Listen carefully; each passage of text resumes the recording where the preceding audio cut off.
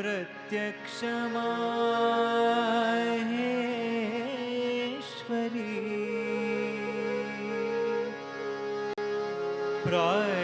प्रलयाचल वंश पावनकरी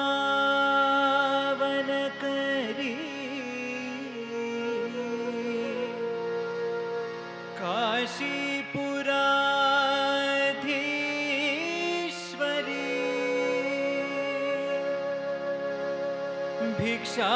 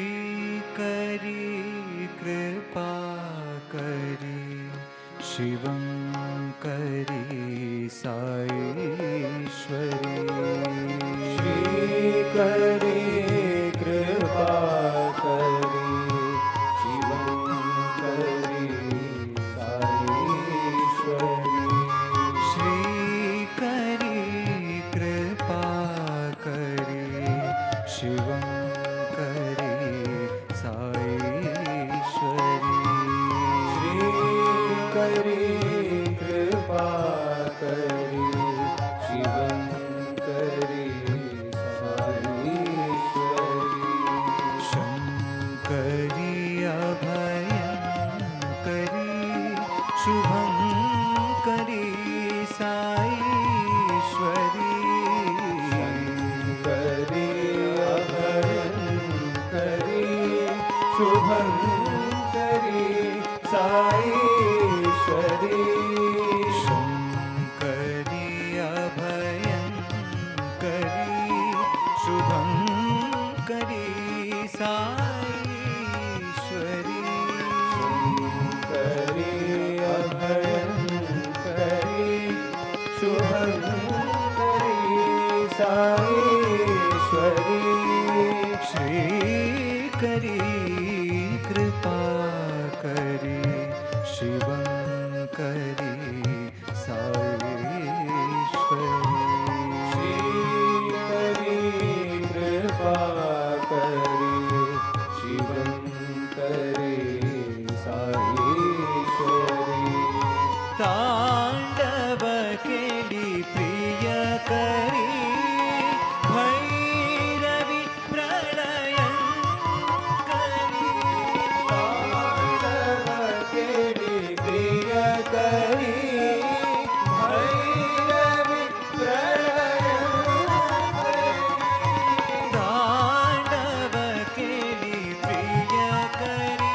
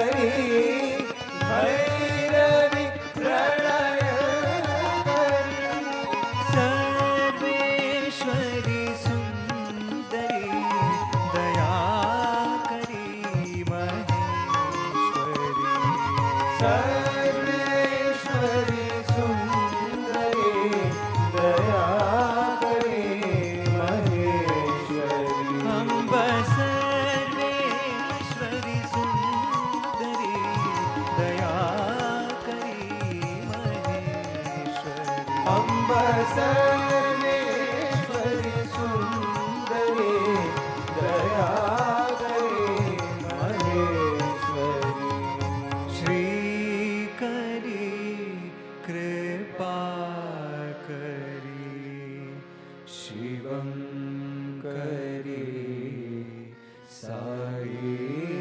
Saishwari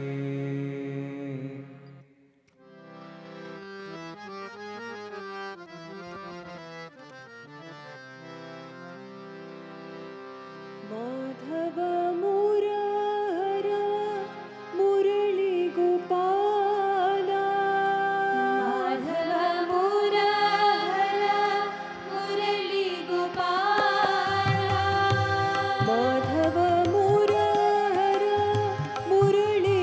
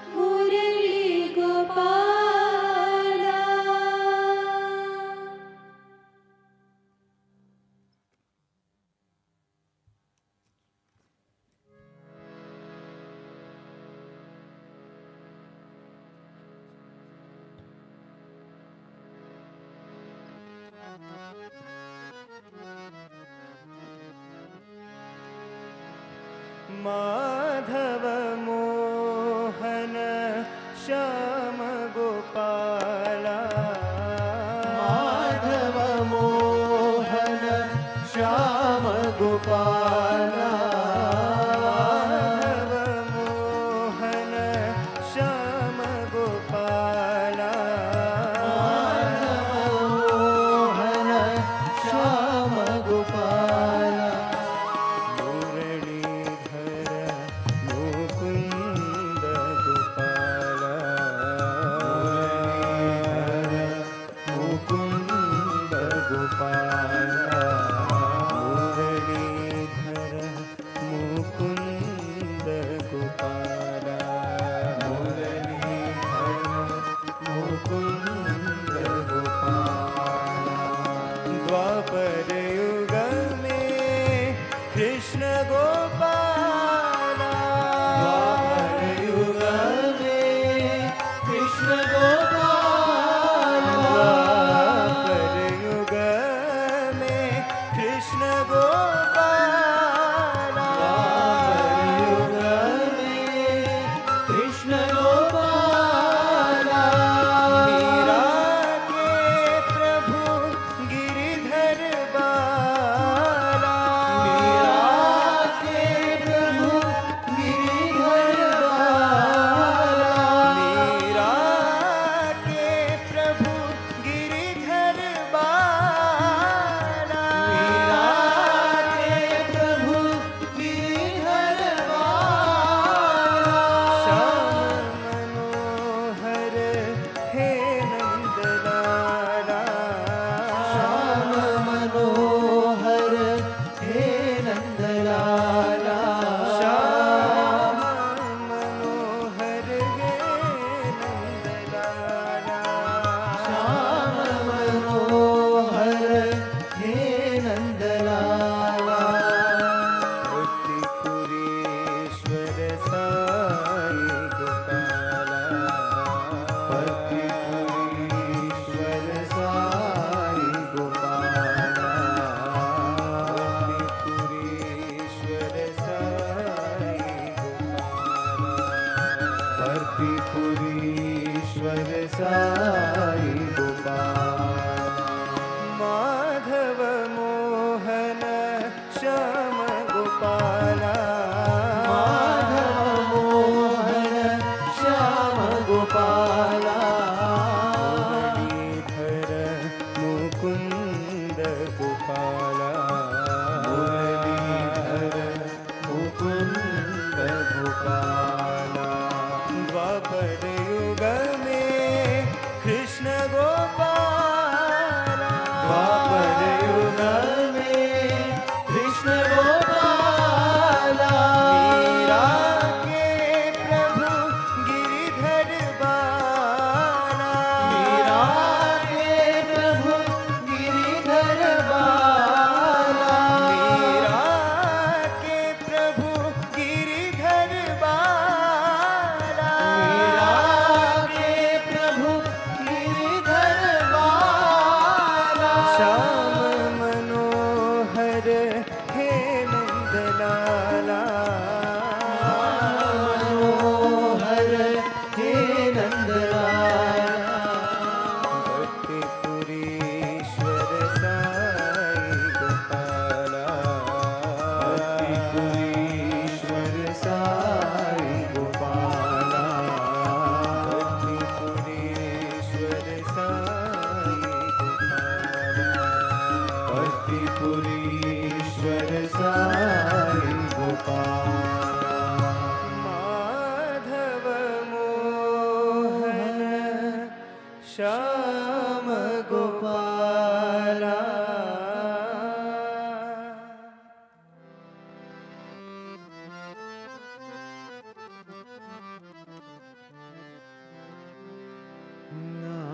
Narayan Hari Narayan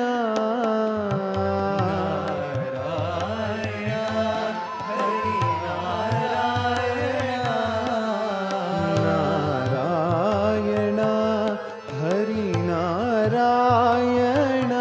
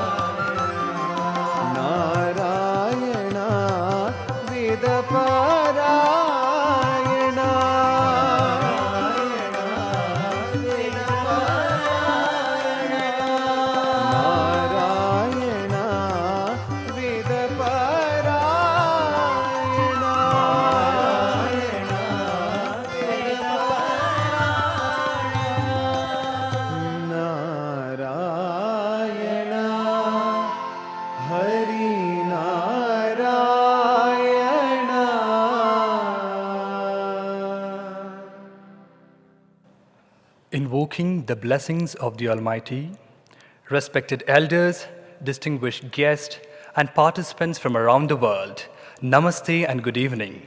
Welcome to day 70 of the One World, One Family World Cultural Festival here at Sathya Grama. Whether it is in education, nutrition, or healthcare, all services offered by our mission are provided completely free of charges to all the beneficiaries. However, there is always a cost that is incurred by the trust. The Department of Finance and Accounts plays a vital role in ensuring the smooth functioning of all our services. As a trust, we remain deeply committed to upholding the faith of our patrons and donors, ensuring optimal utilization of every contribution while maintaining the highest standards of transparency, accountability, and integrity. This evening, as part of Know Your Mission segment, we have Ms. Nagaratna, who will share with us the details on the Finance and Accounts Department. Born and raised in Chikkaballapura, Ms. Nagaratna has always been deeply inclined towards a life of devotion and service. She joined the Accounts Department of the Prashanti Balamandira Trust in 2015 and has since been serving as a director. Over the past decade, she has been overseeing the trust accounting systems, audits, and financial discipline across its headquarters and various branches with dedication and integrity. Before joining the trust, Ms. Nagaratna served in a reputed nationalized bank for over 2 decades, where she rose to the position of Scale 4 manager. During her tenure, she played a pivotal role in the bank's core banking solution initiatives and was instrumental in successfully establishing over 60 branches across Bengaluru. Ms. Nagaratna, please.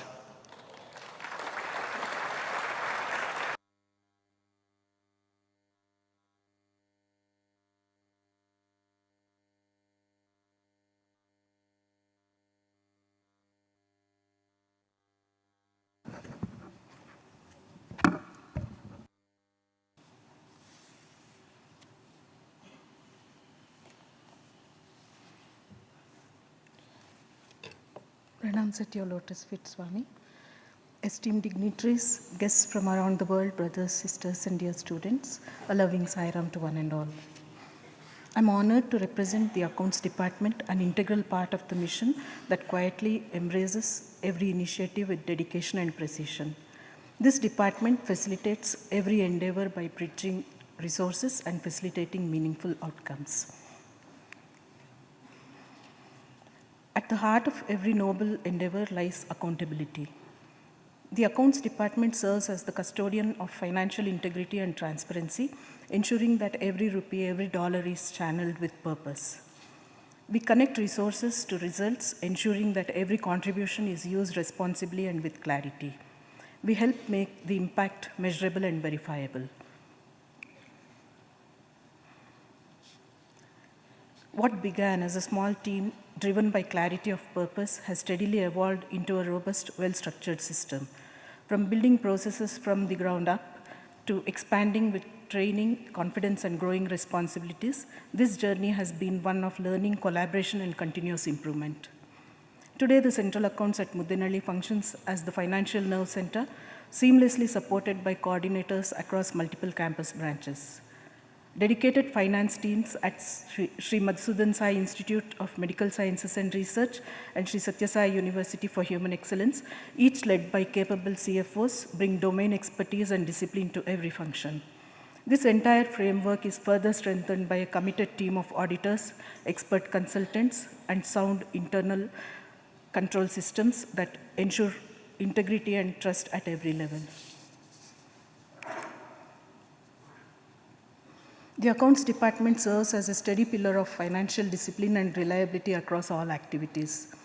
Our functions span the entire financial cycle, from recording transactions with accuracy to ensuring compliance with statutory and regulatory requirements. We manage payments with precision, oversee the flow of funds to their intended purpose, ensure timely and accurate salary and statutory disbursements, and maintain accuracy in donation accounting and receipt issuance. We also maintain institutional assets, provide clear financial insights for leadership decisions, and strengthen systems and people through structured processes and training. Together, these functions uphold clarity, consistency, and diligence in all operations.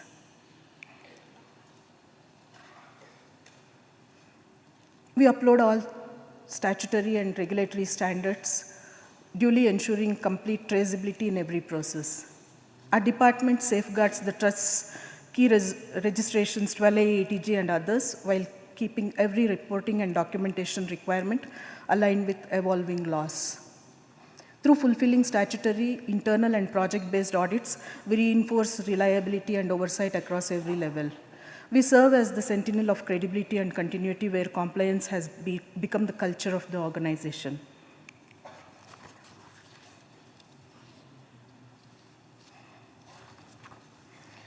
All contributions follow a clear traceable path.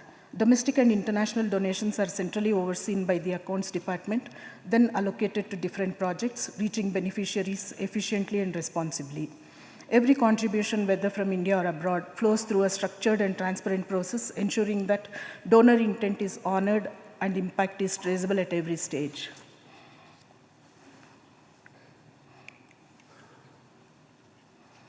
The accounts department manages a substantial volume with precision and care.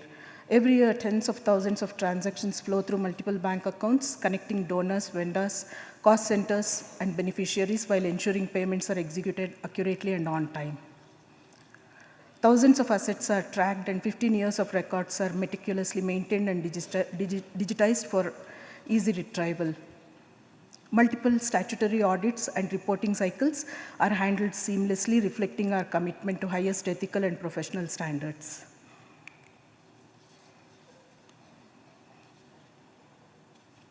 From fragmented standalone systems, we transitioned to an integrated ERP. SAP, a digital leap that brought real-time visibility, standardization, and control across all financial functions. Accounting, audit, payroll, vendor, and asset management are now centralized, enabling unified reporting across every branch. Technology has become our instrument of clarity, efficiency, and empowerment.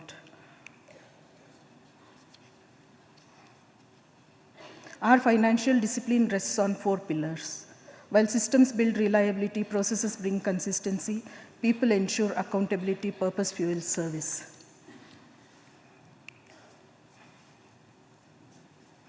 In service of the mission, what we handle are not mere numbers. It is the faith that is reposed in the mission. And that faith is handled with care, competence, and attention, ensuring consistency, reliability, and integrity at every step. Before we end, I invite you to take a moment to see the people behind this process, the team whose dedication and attention make all this possible.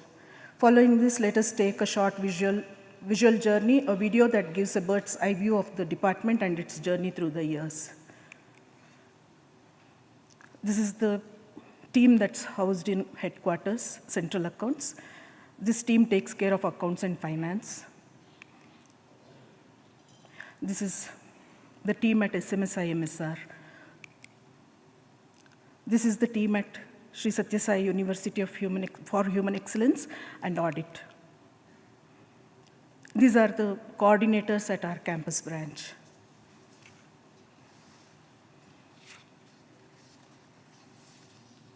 Video, please.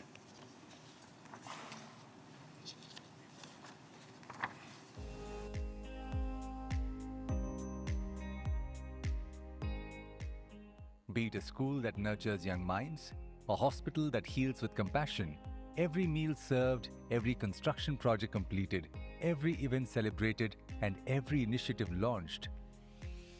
Behind this noble mission stands a dedicated family of teachers, doctors, staff, and volunteers, each serving with love, discipline, and purpose. Among them is one quiet yet vital team that ensures every act of service runs smoothly: the Accounts Department.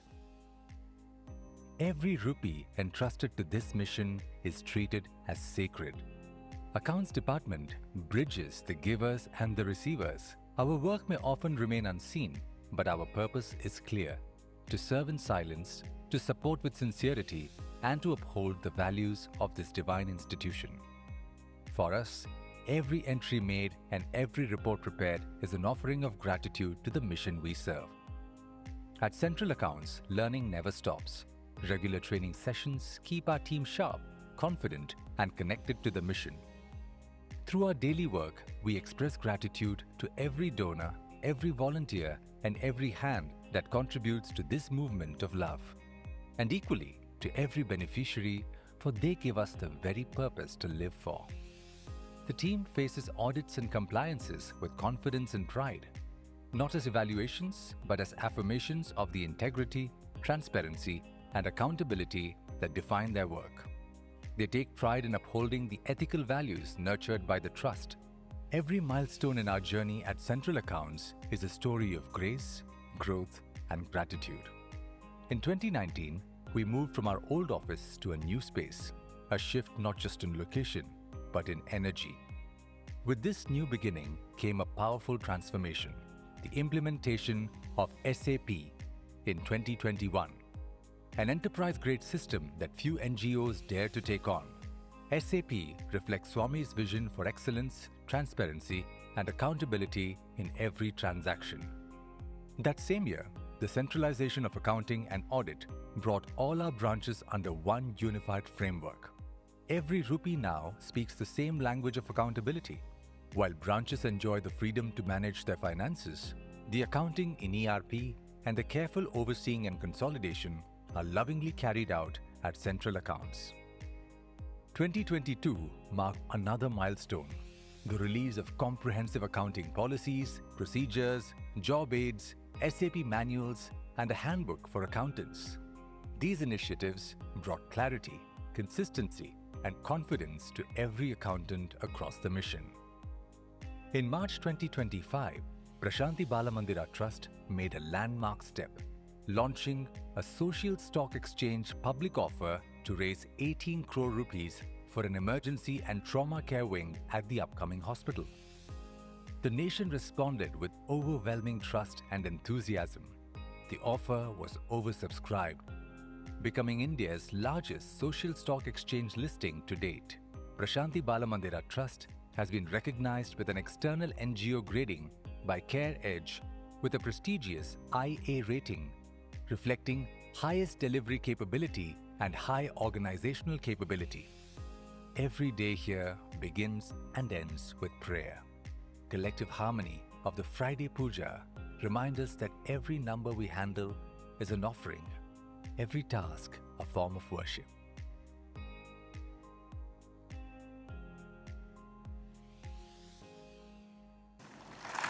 Thank you.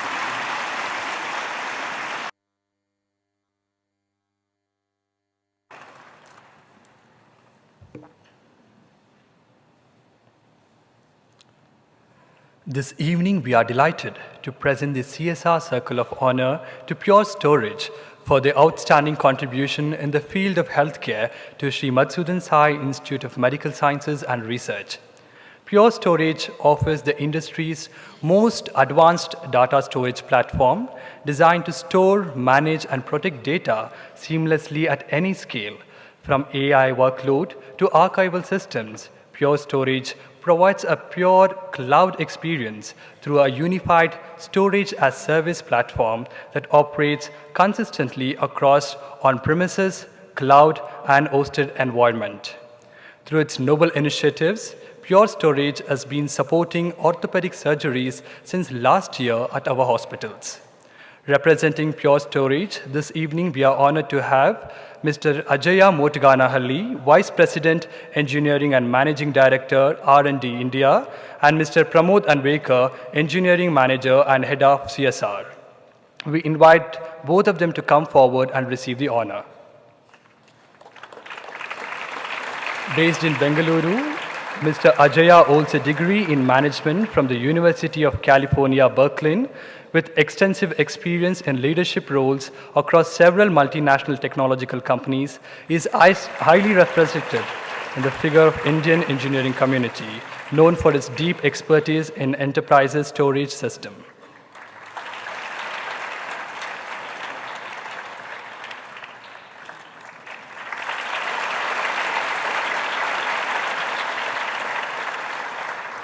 We now request Mr. Ajaya Motaganali to kindly share a few words with us.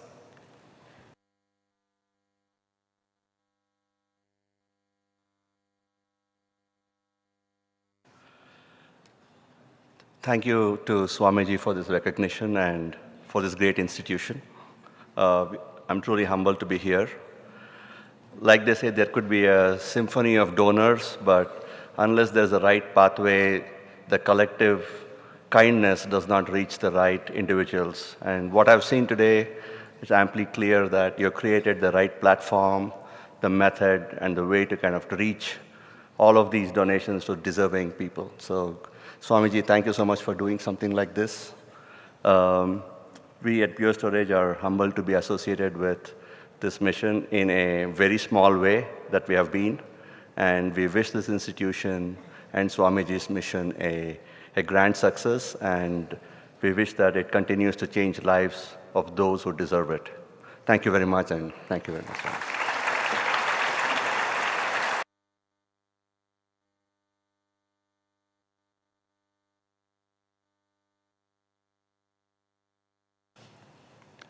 This evening, as we continue this beautiful journey of the global festival, we celebrate the Republic of Colombia, often called the Gateway of South America.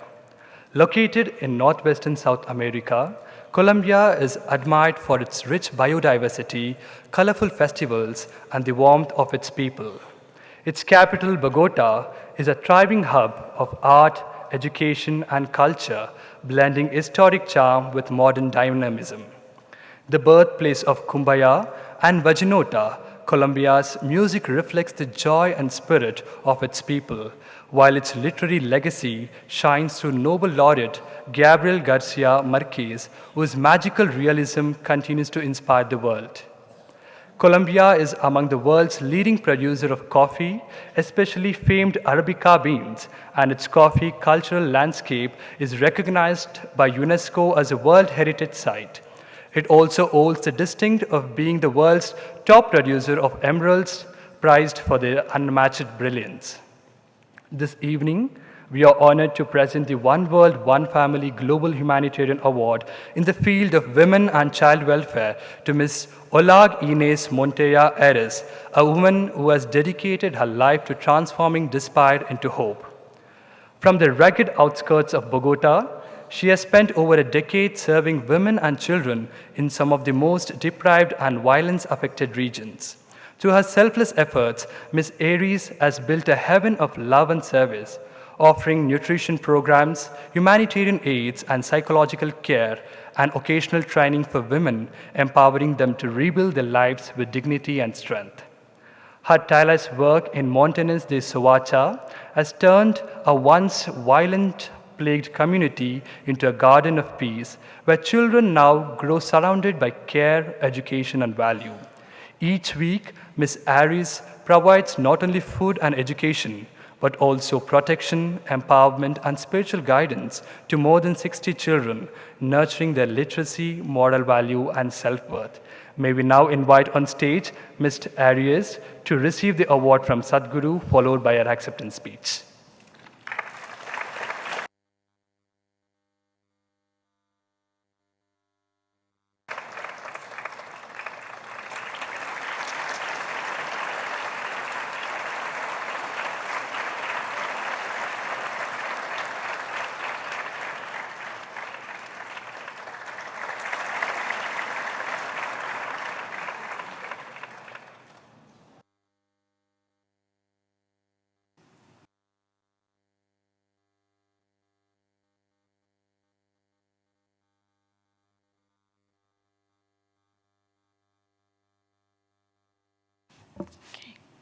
Buenas tardes a todos. Quiero agradecer muy especialmente a Sadhguru Sri Madhusudan Sai por habernos traído a este lugar sagrado. Esto lo considero como una bendición inmensa para mí y para los niños con quienes desarrollo el programa de valores en el Jardín de la Alegría, Montes de Soacha, Cundinamarca, Colombia. En un rincón donde la escasez toca las puertas de los hogares, decidí sembrar semillas de esperanza, compasión y conciencia en los corazones tiernos de los niños para iluminar el camino hacia la grandeza interior a través de los valores humanos, despertando en ellos compasión y conciencia. Con cada enseñanza, con cada gesto de amor y paciencia, los niños van moldeando no solo el carácter, sino también su futuro y el futuro de nuestra sociedad. Ellos mismos van entendiendo que más allá de las dificultades materiales, hay un tesoro invaluable en la práctica diaria de los valores tales como la empatía, la solidaridad y el respeto. Y al combinar estos valores con la meditación, los niños se están apropiando de una herramienta poderosa para conectar con su esencia más profunda, para cultivar la paz interior y para expandir su conciencia y crear un mundo mejor. Esta es mi contribución para forjar un país y un mundo donde prime la armonía y el entendimiento y el servicio al otro. Gracias por elegir mi obra para este reconocimiento. Mi objetivo es marcar una diferencia significativa en la vida de los otros y en el tejido mismo de la sociedad. Gratitud por los niños del Jardín de la Alegría. Ellos enriquecen mi vida y me motivan a seguir adelante en este camino de servicio. Así creamos un círculo virtuoso de amor y crecimiento, haciendo que cada encuentro sea significativo y lleno de calidez humana. Desde mi corazón pongo a los niños del Jardín de la Alegría a los pies de la Madre Divina, para que los guíe, los proteja y los bendiga. Gracias.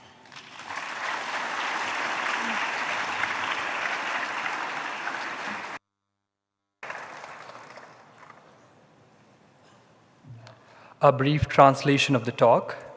I would like to express my deepest gratitude to Sadhguru, Sri Madhusudan Sai, for bringing us together to this sacred place.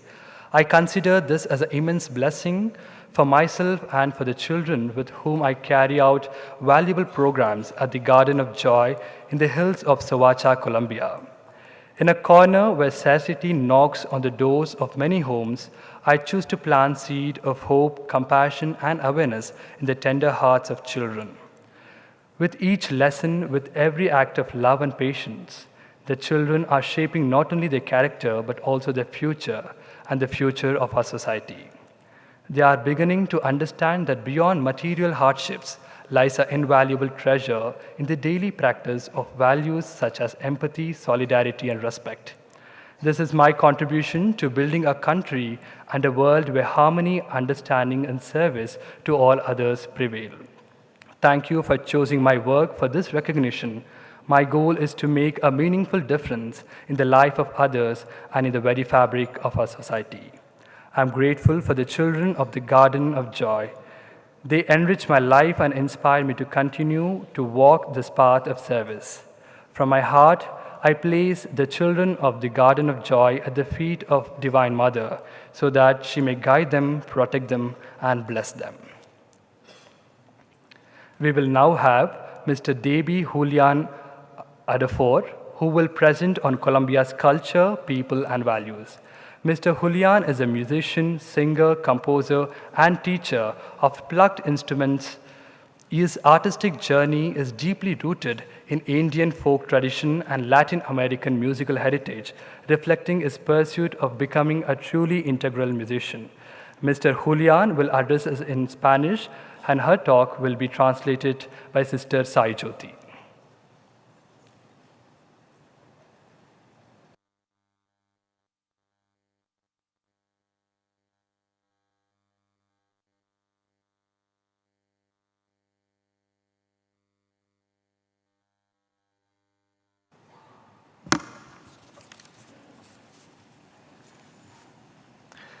Buenas tardes a todos.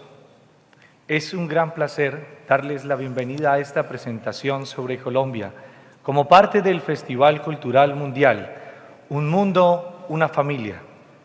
Este festival nos recuerda que a pesar de nuestras diferencias, Estamos unidos por nuestra humanidad compartida y nuestra riqueza cultural. Good evening, everyone. It is with great joy that I welcome you to this presentation on Colombia as part of the One World, One Family World Cultural Festival. This festival reminds us that despite our differences, we are united by our shared humanity and cultural richness. Permítanme llevarlos en un viaje al corazón de Colombia, un país que late con vida, color y alma.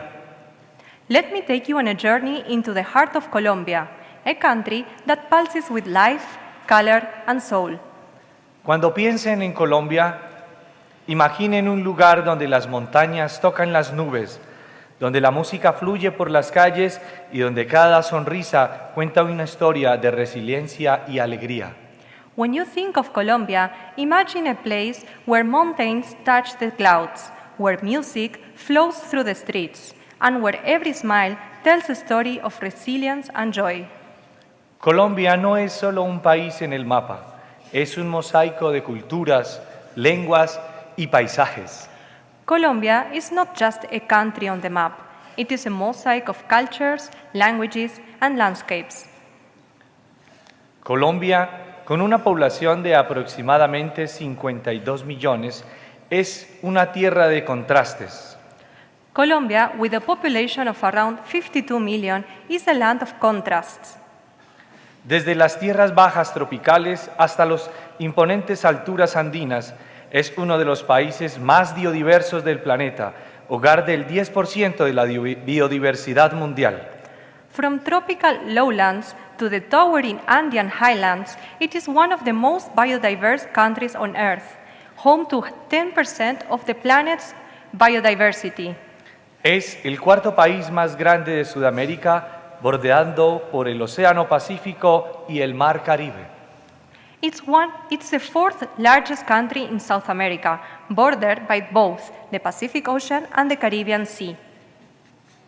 El peso colombiano es la moneda nacional, el español es el idioma oficial, pero el alma de Colombia es multilingüe, con 64 lenguas indígenas habladas en todo el país.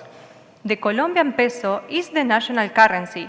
Spanish is the official language, but Colombia's soul is multilingual, with 64 indigenous languages spoken across its regions. Viajemos por algunos de los lugares más emblemáticos de Colombia. Cartagena, una joya costera, encanta con su encanto colonial y su sabor caribeño. Let's journey through some of Colombia's most iconic places. Cartagena, a coastal gem, enchants with its colonial charm and Caribbean flair. Medellín, antes conflictiva, hoy florece como un faro de innovación y transformación. Medellín, once troubled, now thrives as a beacon of innovation and transformation. El paisaje cultural cafetero, sitio UNESCO, celebra la tradición cafetera profundamente arraigada. The Coffee Cultural Landscape, a UNESCO site, celebrates Colombia's deep-rooted coffee traditions. El Parque Nacional Tayrona, donde la selva se encuentra con el mar, es sagrado para las comunidades indígenas. Tayrona National Park, where jungle meets sea, is sacred to indigenous communities. Y el Museo del Oro en Bogotá, un tesoro de oro prehispánico que narra historias de civilizaciones antiguas. And Bogotá's Gold Museum, a treasured trove of pre-Hispanic gold, tells stories of ancient civilizations. El pensamiento colombiano abraza la justicia, la libertad y la identidad desde una perspectiva crítica y decolonial. Colombian thought embraces justice, freedom, and identity through critical and decolonial lenses. Pensadores como Santiago Castro Gómez enriquecen las conversaciones globales, pero más allá del intelecto, el espíritu colombiano se define con la resiliencia, la alegría y la unidad. Thinkers like Santiago Castro Gómez contribute to global conversations, but beyond intellect, Colombia's spirit is one of resilience, joy, and unity. La cocina colombiana es una celebración de sabor y tradición. Arepas, las queridas tortillas de maíz, son un alimento básico. Colombian cuisine is a celebration of flavor and tradition. Arepas, the beloved maize flatbreads, are a staple. Empanadas de queso, una delicia crujiente y sabrosa. Empanadas de queso offer a cheesy delight. Pan de bono, suave y cálido, mezcla de harina de maíz y yuca. Pan de bono, soft and warm, blends corn flour and cassava. Tamal vegetariano, envuelto en hojas de plátano, es una comida reconfortante. Tamal vegetariano, wrapped in plantain leaves, is a wholesome treat. Patacones, rodajas de plátano frito, son un snack popular. Patacones, crispy plantain slices, are a favorite snack. Y el ajiaco vegetariano, una sopa espesa de papa, reconforta el alma. And ajiaco vegetariano, a hearty potato soup, warms the soul. La vestimenta colombiana es una mezcla vibrante de influencias indígenas, africanas y españolas. Colombian attire is a blend of indigenous, African, and Spanish influences. Las mujeres visten faldas coloridas, blusas bordadas y tocados florales. Los hombres usan camisas blancas, pantalones y el icónico sombrero volteado, símbolo del orgullo nacional. Women wear colorful skirts, embroidered blouses, and floral headpieces. Men wear white shirts, trousers, and the iconic sombrero volteado, a symbol of national pride. La música y la danza son el corazón de Colombia. La cumbia, el vallenato y el bullerengue unen a las personas con ritmo y alegría. Music and dance are the heartbeat of Colombia. Cumbia, vallenato, and bullerengue bring people together in rhythm and joy. La UNESCO reconoce tradiciones como el Carnaval de Barranquilla y el Patrimonio de Palenque. UNESCO honors traditions like the Barranquilla Carnival and the Palenque heritage. Festival como la Feria de las Flores y la Navidad iluminan el país. Festivals like the Feria de las Flores and Christmas light up the nation. Colombia ha regalado al mundo figuras inspiradoras. Shakira, un ícono global, fusiona la música con la filantropía. Colombia has gifted the world with inspiring figures. Shakira, a global icon, blends music with philanthropy. Juanes, artista ganador del Grammy, usa su voz para el cambio social y causas humanitarias. Juanes, a Grammy-winning artist, uses his voice for social change and humanitarian causes. Colombia enfrenta inseguridad alimentaria, desnutrición infantil y acceso limitado a la salud en zonas rurales. Colombia grapples with food insecurity, child malnutrition, and limited access to the rural healthcare. A pesar de los avances en educación, la pobreza y el desplazamiento siguen afectando a millones, especialmente a mujeres y a niños. Despite progress in education, poverty and displacement continue to affect millions, especially women and children. Pero hay esperanza. Colombia está tomando acción fortaleciendo la seguridad alimentaria, ampliando la educación rural y mejorando el acceso a la salud. But there is hope. Colombia is taking action by actively strengthening food security, expanding rural education, and improving healthcare access. También se está reforzando los sistemas de apoyo para familias desplazadas, mujeres y personas mayores, construyendo una sociedad más inclusiva. Support systems for displaced families, women, and the elderly are also being reinforced to build a more inclusive society. La compasión florece en Colombia a través del trabajo de ONGs y grupos religiosos. Compassion thrives in Colombia through the work of NGOs and faith-based groups. El voluntariado es una fuerza poderosa que une comunidades para apoyar a los más vulnerables y transformar vidas. Volunteerism is a powerful force, uniting communities to support the vulnerable and uplift lives. Como se ve en las imágenes, este espíritu de servicio profundamente arraigado en la sociedad colombiana, donde los voluntarios promueven valores humanos y distribuyen alimentos a niños en zonas vulnerables.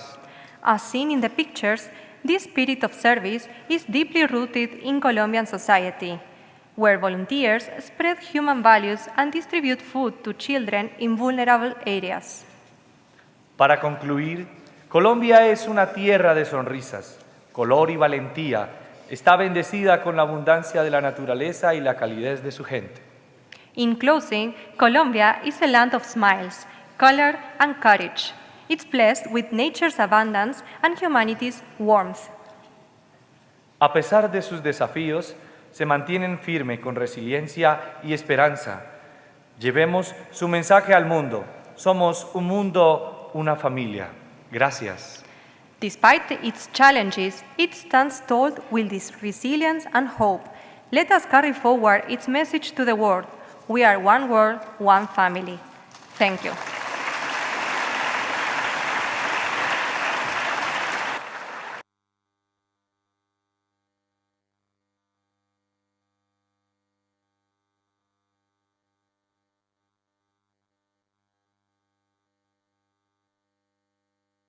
We now pray to Sadhguru to bless us with his benedictory message.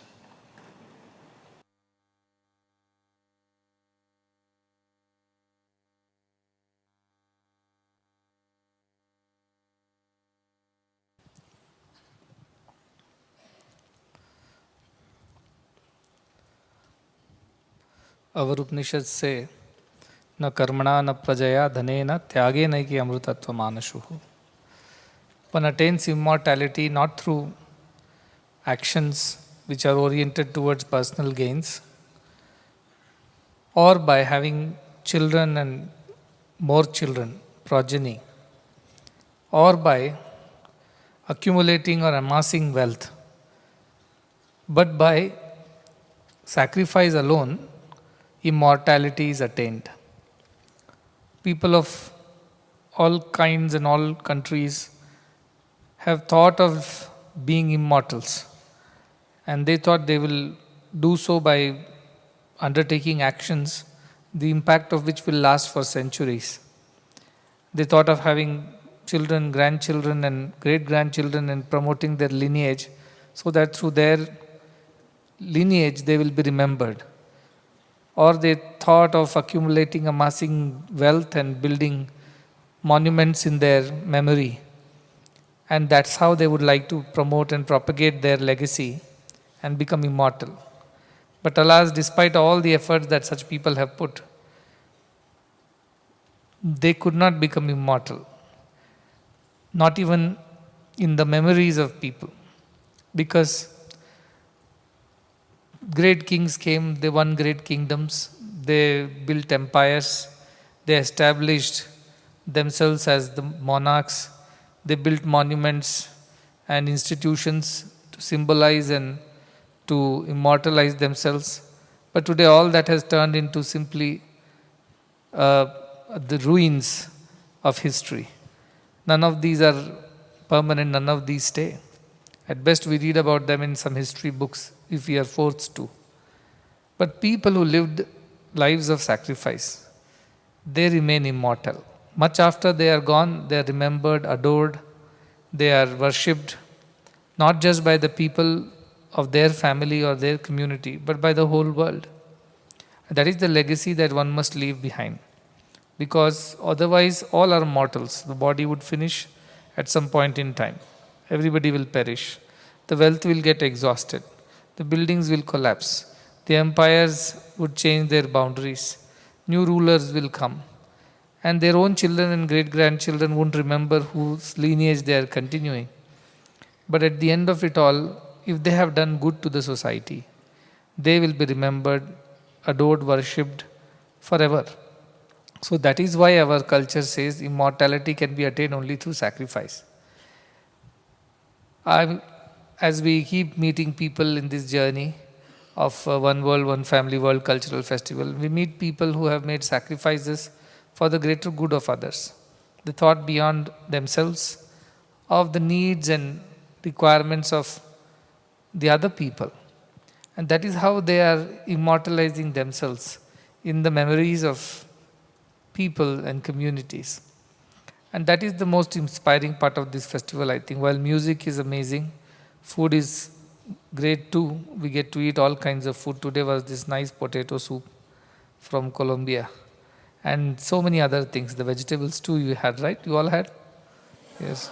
Likewise, every day we get to see dance, music, different kinds of cultures, costumes. But beyond that, what really makes me happy is meeting people who have done something for others, not just for themselves. And that is something that I always enjoy in these festivals when I get to meet such nice people, whether they have done spiritual service or they have done social service. In some way or the other, they have tried to promote the cause of goodness. That is why I enjoy meeting such people. Today also we had a humanitarian Irish who comes from Colombia, looks after children who are abandoned or forsaken in violent, very difficult areas. And Colombia, though it's a beautiful country, its culture and does, it had a little difficult past as well, a lot of conflicts between the groups within civil wars and a lot of damage that it led to. I'd been to Colombia once. I've been to Bogota, and we spent some time with the people whom we knew there. But that is where I learnt about the politics and all that went right and wrong in the country. But as they say, when the two elephants fight, it's the grass which suffers. So when big people who are controlling the power, they are in conflict, it's the common people who suffer. And the common people is the women and the children, most vulnerable, who suffer across the world, not just in one country and not the other.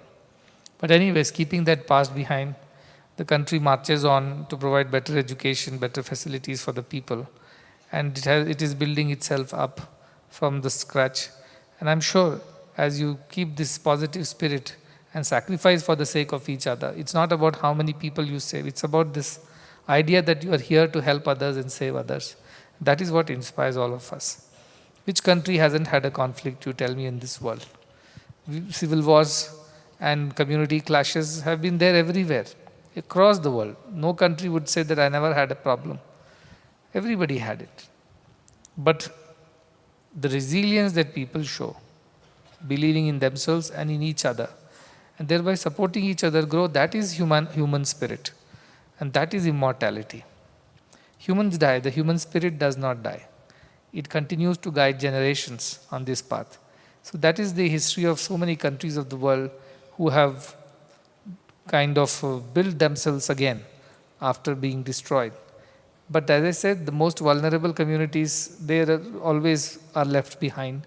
If somebody does something for them, I feel very good, because somebody has gone back for them to bring them to the other side. That's important. So also, we as an institution, we always look for opportunities to help where the need is the most. That is why we defined our motto as serving the unserved and reaching the unreached and doing the undone, which means going to the places where nobody wants to go. The low-hanging fruits, everybody wants to go and pluck. All NGOs do that.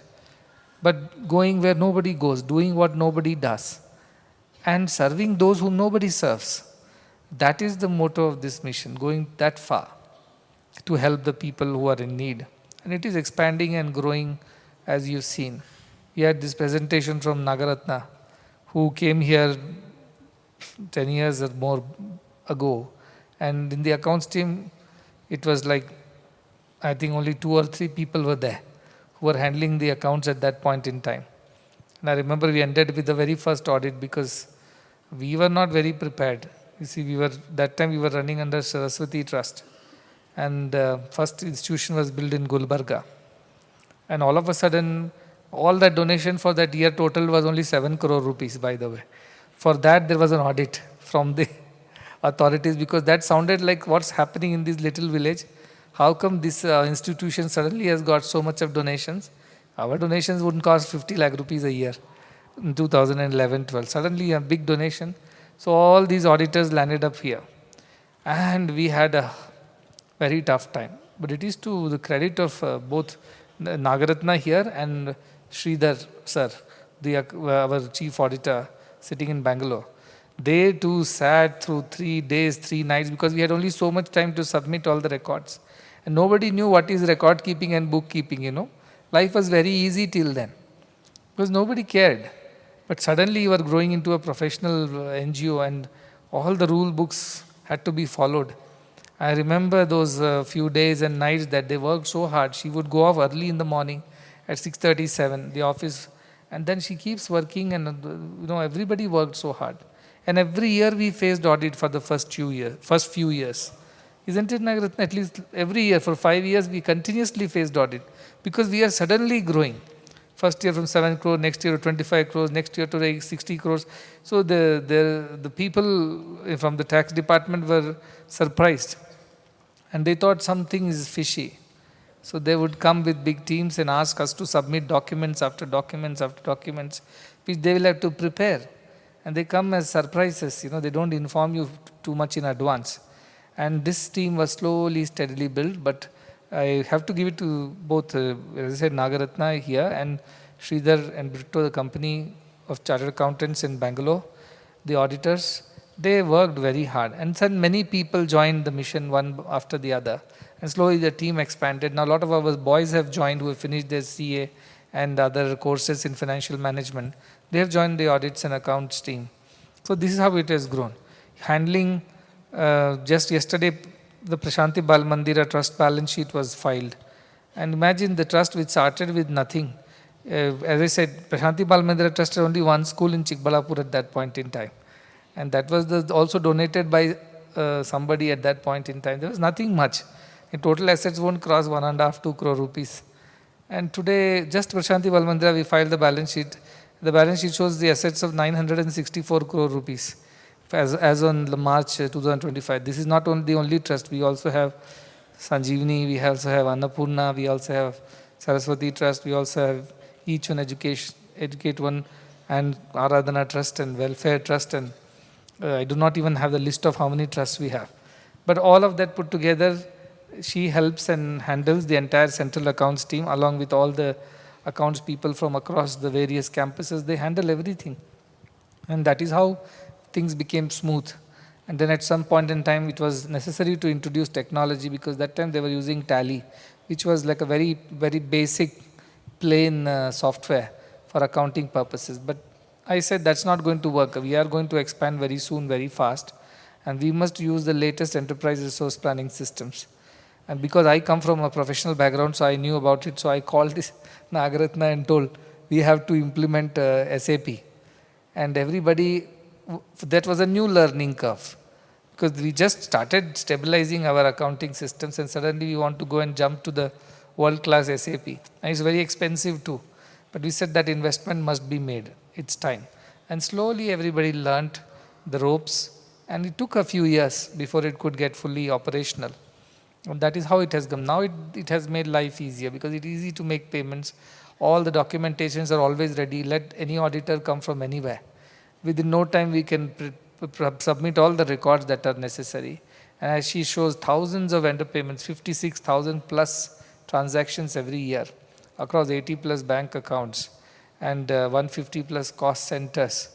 And so much of volume of money and donations that come from so many countries. Every single rupee has to be tracked, traced and accounted and audited, because it is a mandatory thing. And anyway, as charity, we have to be very careful with every rupee that comes and how it is spent. Donor obligation is the uppermost when it comes to charities. So they have to do a lot of hard work to maintain everything. And you won't even realize the kids, your food arrives, you eat your food, you go to class, study and go. Behind the scenes, there is a battle going on all the time. From generating donations to managing them, accounting for them, auditing, submitting all the compliances, and huge number of compliances when it comes to charity in India. Because they are always looked through the lens of suspicion. If something is going wrong, something is not right. So we have to also apply for certifications and various other accreditations which they do, and that requires a lot of submissions. And they do all the time, quietly they sit and do this work. It is a thankless job at the end. It is not even in the forefront. You don't get recognized for it. At least if you are a part of a project, you are seen that you are the people behind it. And if you are a part of something which is more visible, it is easy to continue because you get some acknowledgement, some recognition. But these kind of departments which work behind the scenes, HR, accounts, and nobody really knows what's going on there, but there's a lot of hard work that goes in. And because of them, we are able to survive. Recently, we had to face a very large audit request. I remember 2.5 months they had to continuously work and submit reports. And that to the audit was for the year 1819 and 1920, right? That year, the previous record they were asking. But they maintained all the records pick and span. And all that could be submitted on time. Because that is how it works. So you have to be very careful with your record keeping. And it is to be done with great care and diligence. You need right people in the at the right places. So as important it is to do a surgery right in the operation theatre, so also it is equally important to maintain your accounts and your compliances. It's very important for a charity. And these people do all that quietly, so you don't even realize what is happening. We always enjoy the life because behind the scenes all these people work day and night. So they have to be grateful to the accounts and audit team. They are all very, very hard-working people, and you should give a round of applause to them.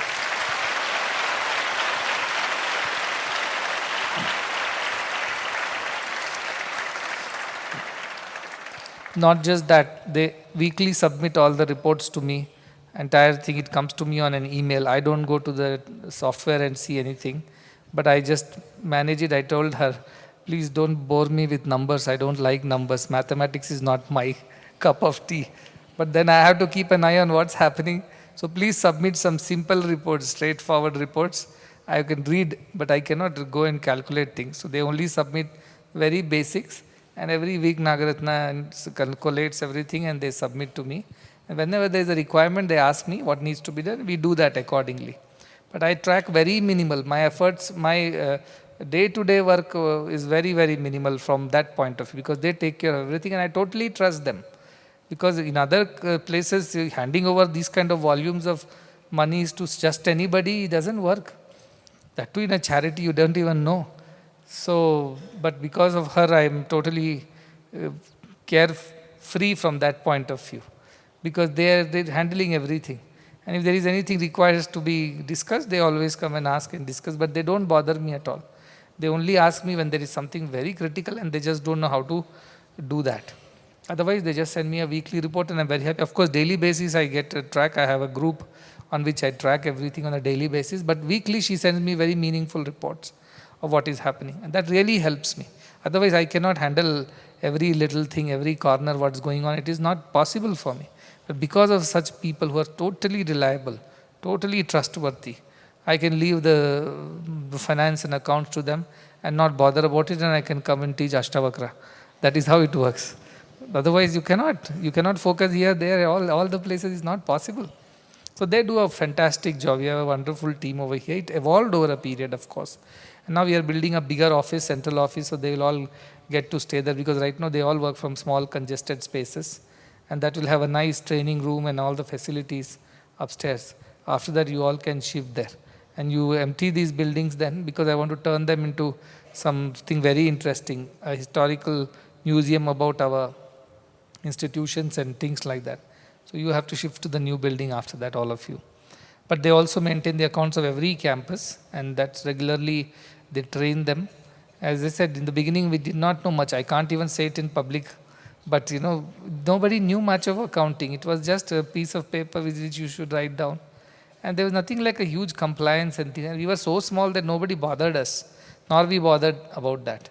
But as we grow and we are one of the largest charities in the country right now. So you have to only imagine how much responsibility goes with it. But they shoulder it very, very ably. And because of their competence, I am very relaxed.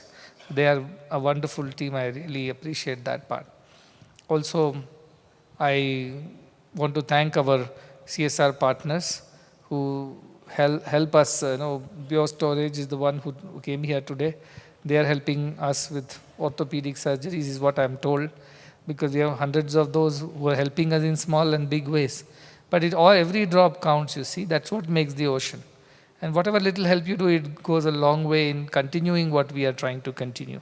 So we are very thankful to them also for their kind support and toward this mission.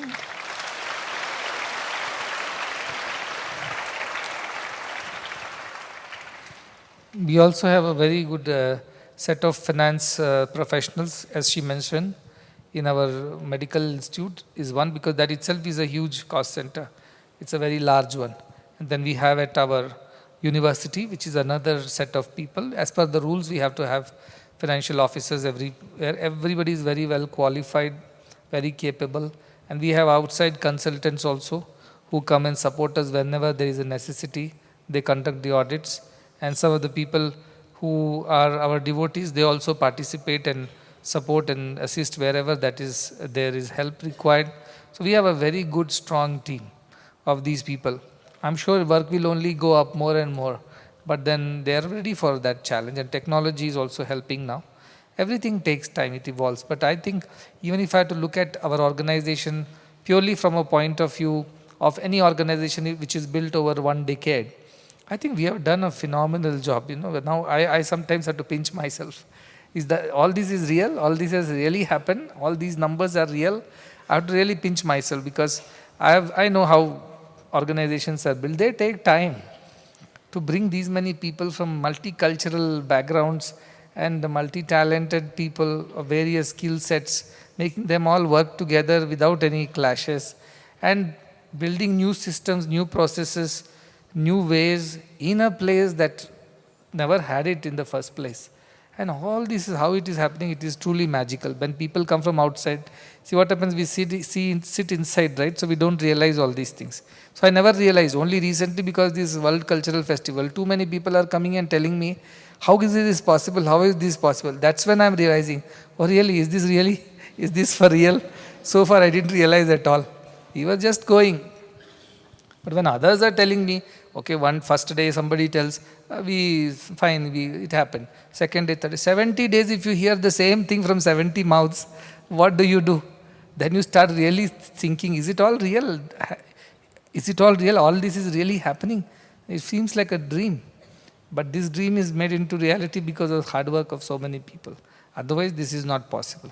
And that is all credit to so many wonderful people who work. Of course, they get scoldings also from me. They also get praise. Depends on what they are doing. But I only keep earlier I used to be very, very involved, because I was very worried that if they don't do it right, if something goes wrong, then who is going to be answerable? But now I don't worry so much, because we have got very good people. In every field, in every section, we have very good people. And what makes me even more happy is that we have our youngsters who were educated here. They all have joined these teams. And they are also learning and supporting. The other day I went to the projects, I went to the new hospital site. So many of our own students who have become engineers, they are all part of that team, and they work day and night. They don't look at watch. The work is going on non-stop right now. So batch by batch they come, stand there and get things done.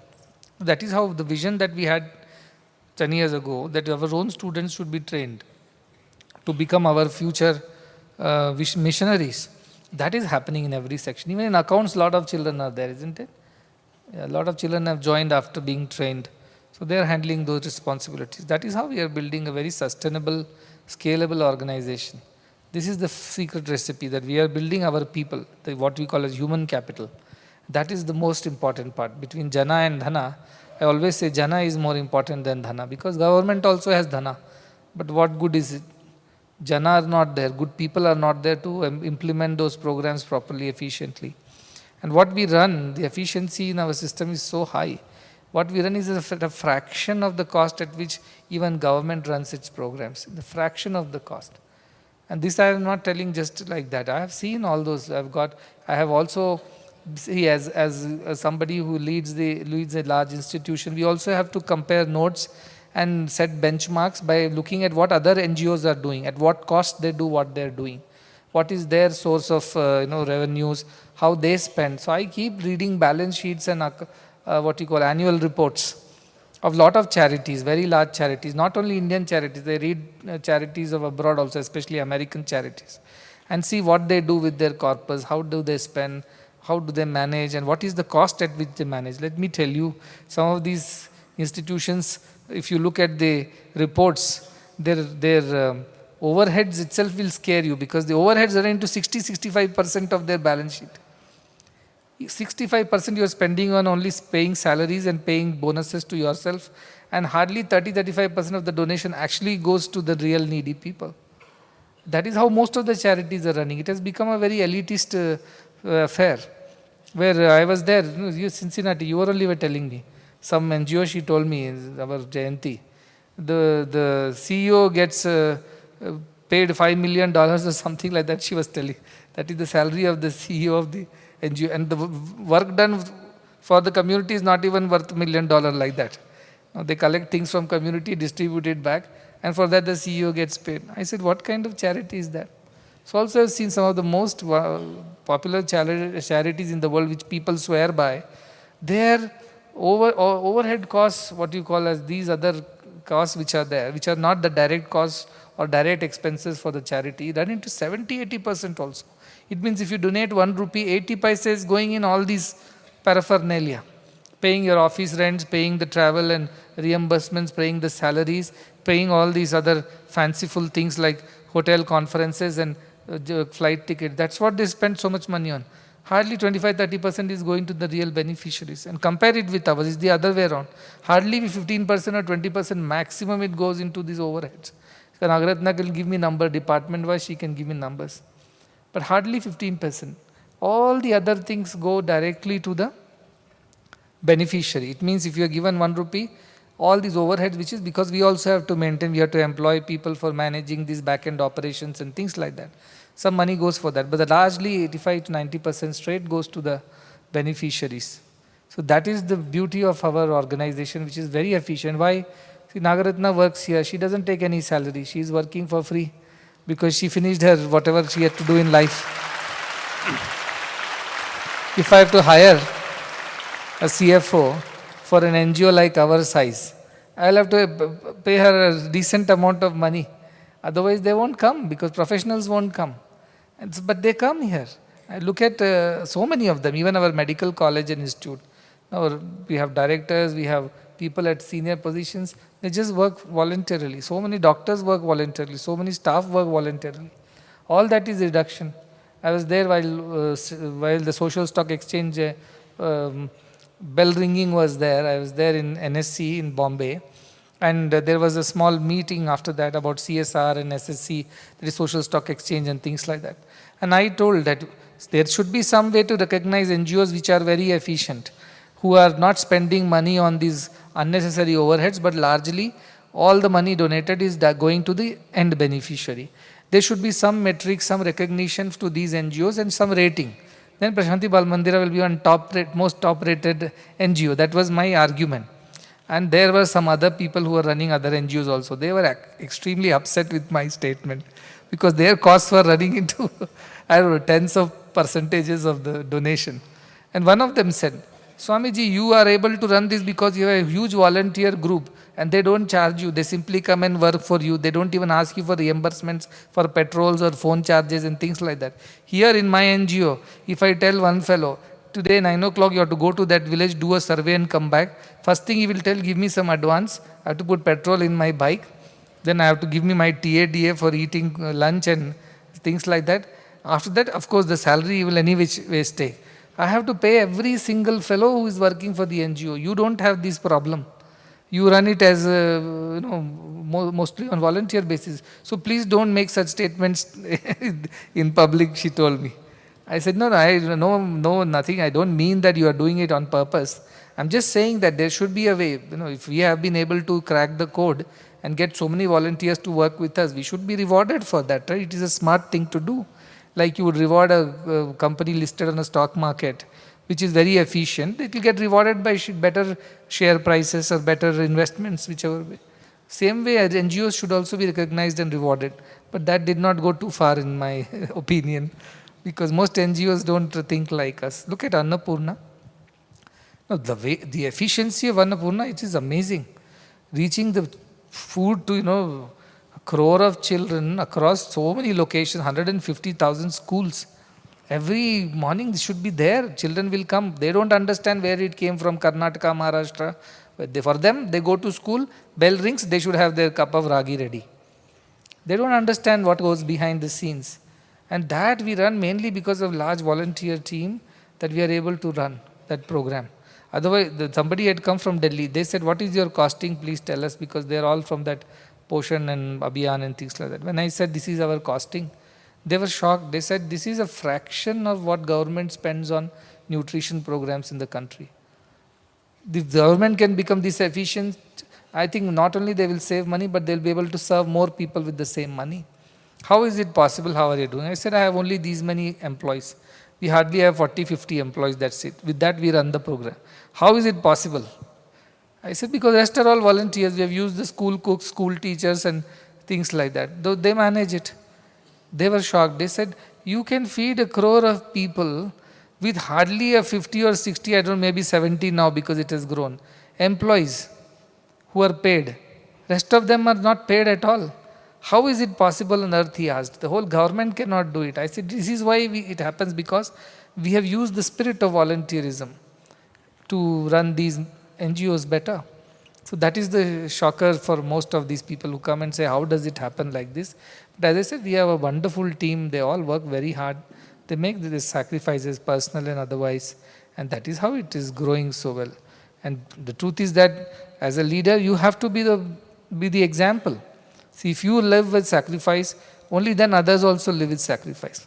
And if Nagaratna does not get paid, I also do not get paid for anything, right? I have no balance sheet, no accounts, nothing. In fact, some part time Krishna Shubhaga got so worried. She said, Swami, put some money in your account because you are not getting visas. They say, who is this man trying to travel to all these countries without a rupee in his accounts? Then poor lady, here and there, she went, asked somebody for some money and put in my account just to create a balance, some account statement. Other account statements are not getting printed because there are no transactions. They want 6 months record. In 6 months, there is no transaction. Nobody believes that such a person. Now it's okay because I've got a lot of visas to travel.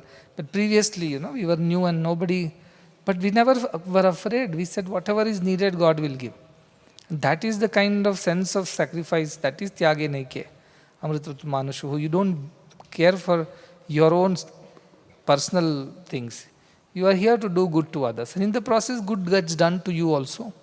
And that is the way it works. The abundance, what we call it, abundance, comes from sacrifice. Yesterday I met a big group, one family had come. They later came after the program to meet, and they were discussing many things about service, about business, about ethics and governance and all that. And I told them the story of one person. I met him in Canada, and this person was telling, Swami, bless me with a lot of money so that I can do a lot of seva. And the answer was, you do a lot of seva, then you will be blessed with a lot of money. It's the other way around. Don't put the cart before the horse. You learn to serve and sacrifice, and abundance will follow you. But you try to hoard and amass and then find a way to sacrifice, it will never happen. Never. Our mission has not grown because we always had things and then we decided to do things. No. We always decided to do things first and then things happen afterwards. The example is this mission. You don't need to go anywhere else. That time it was Narsimurti Srinivas sir. He told, what else that they have of their own? Nothing. But they're building large institutions. How is it happening?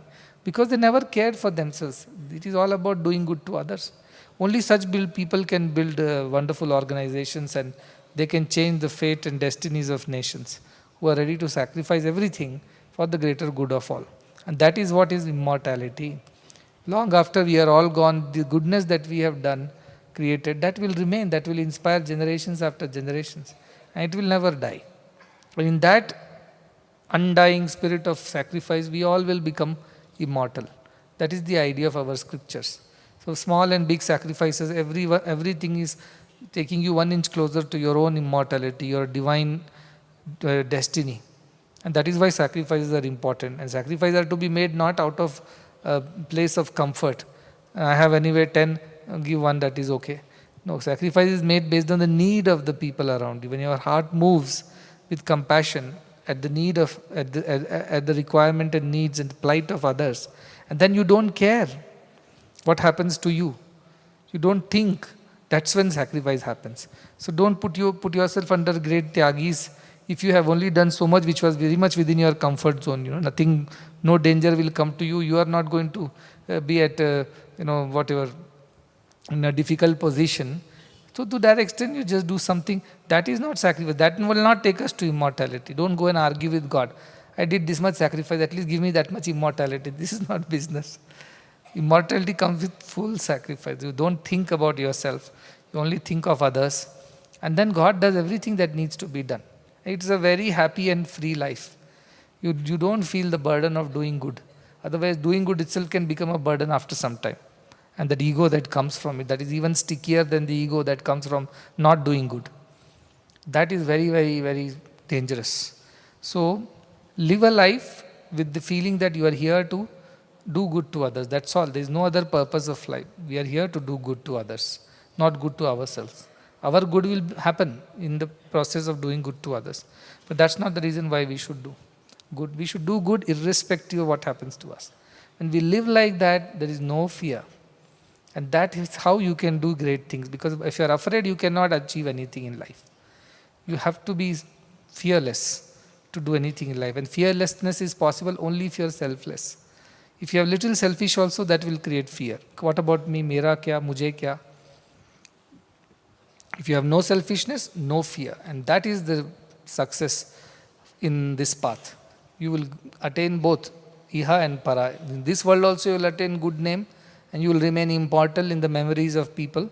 And in the other world also, as we say, you will attain divinity and become immortal. So that is the mantra. Amrutatva manushuhu. Remember that and practice it in your lives. We'll come back for the program in a short while. And Colombian music also should have a mix of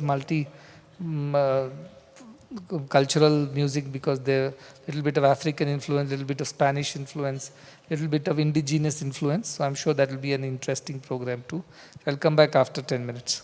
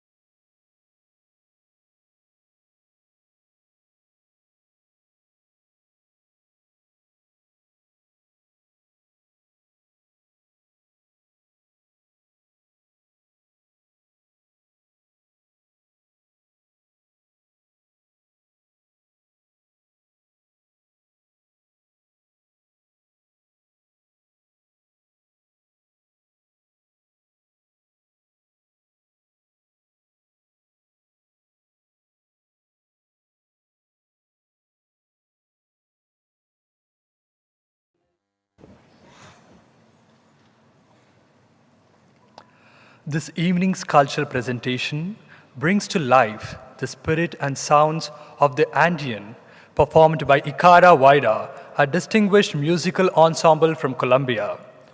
With over 18 years of rich musical journey, Ikara Vaira's sound is both organic and deeply rooted in Andean folklore. Their music stands as a heartfelt offering to Pachamama, Mother Earth, an invitation to reconnect with what is most pure, essential, and sacred within every human being. Through their traditional instruments, kenyas, zamponias, guitars, charango, bombo, and many others, Ikara Vaira takes us on a soulful journey across the diverse musical landscape of South America, blending ancestral indigenous melodies with vibrant rhythms. Introducing the musicians, we have Miss Ana Maria Romero on the Andean semi-bateria and percussions, Mr. Ade Leonardo on the guitar, Mr. Julian on the bass, tip L on vocals, Mr. Felipe Ramirez and Mr. Alejandro Ramirez on vocals, and Mr. Diaz on wind instruments and musical director. Brothers and sisters, please join me in welcoming Ikara Vaira from Colombia.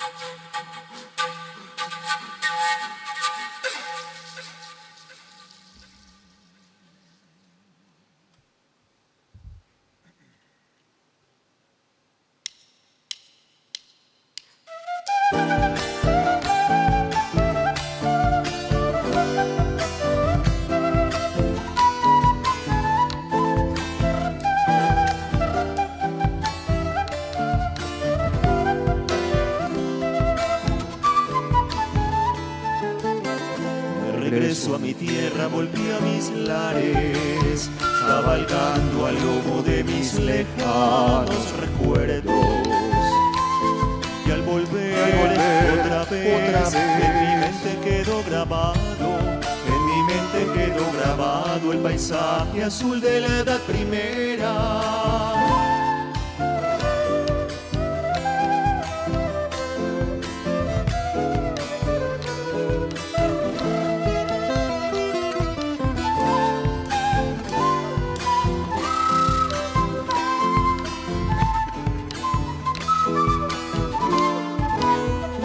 Regreso a mi tierra, volví a mis lares, cabalgando al lomo de mis lejanos recuerdos. Y al volver otra vez, en mi mente quedó grabado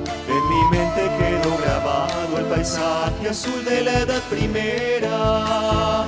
Qué lindo es volver al hogar nativo y poder recordar con los viejos amigos la dulce infancia.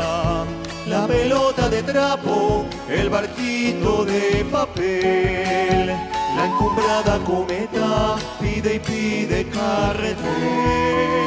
He vuelto a escuchar la voz del riachuelo, la mirla que canta en la copa florida de la Arrayán. Y en la torre del pueblo, 1000 campanitas que cruzaron el cielo con las notas de mi cantar.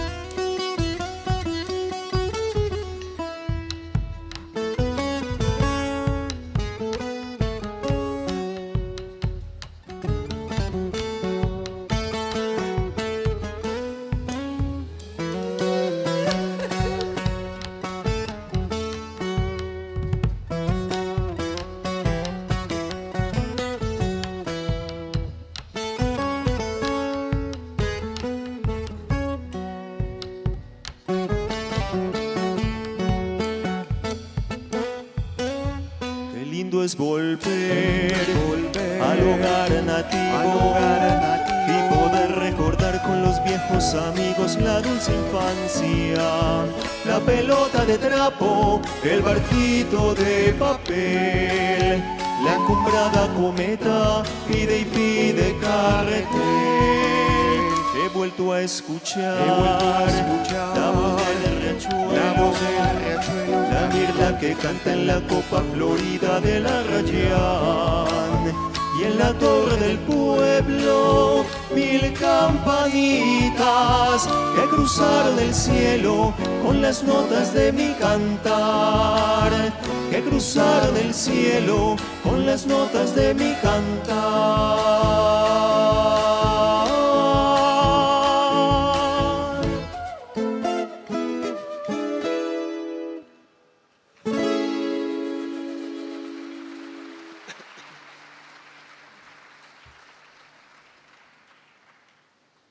La guaneña is the oldest song in Colombia, more than 200 years.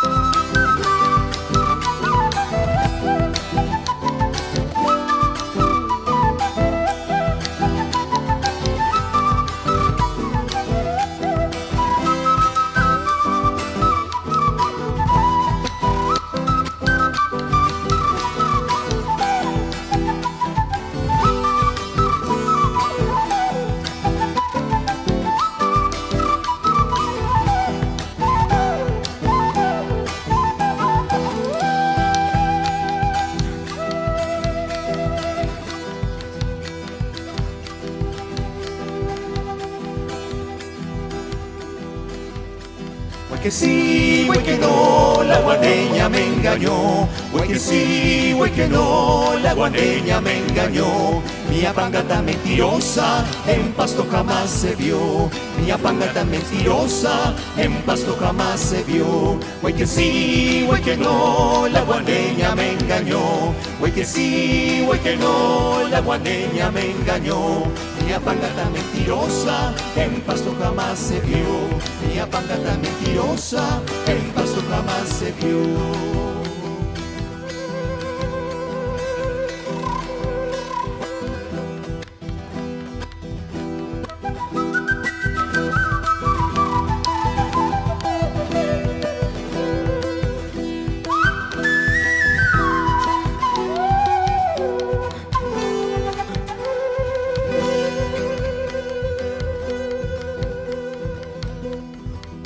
Que sí, güey que no, la guaneña me engañó.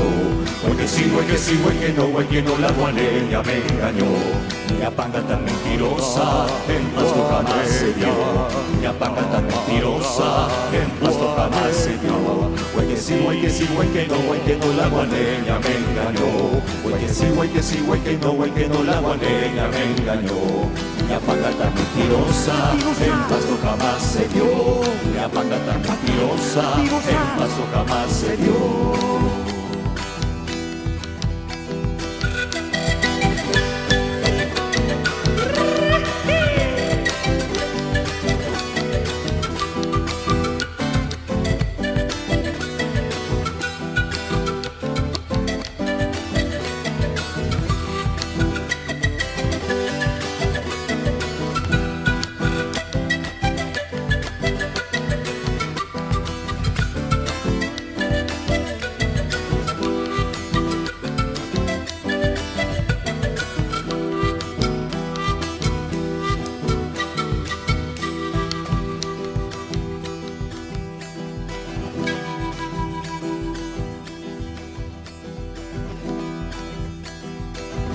guay que sí, guay que no, la guaneña me engañó, guay que sí, guay que no, la guaneña me engañó, guay que sí, guay que no, la guaneña me engañó.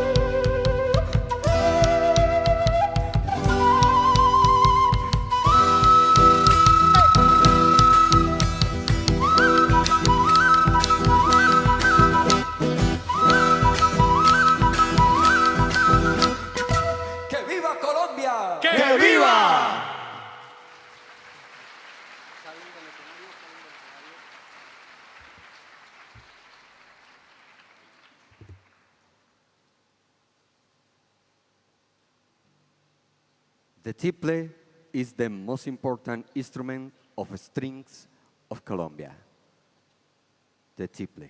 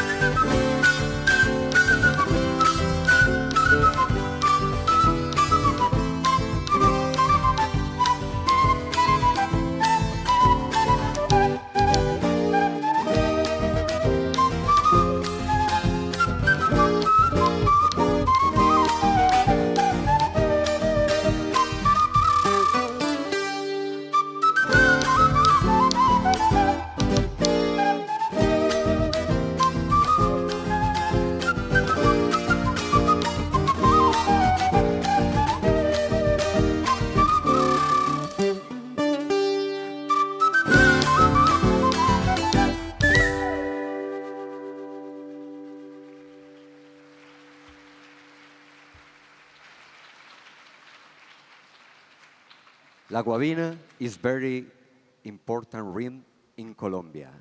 Next, Bunde Tolimense.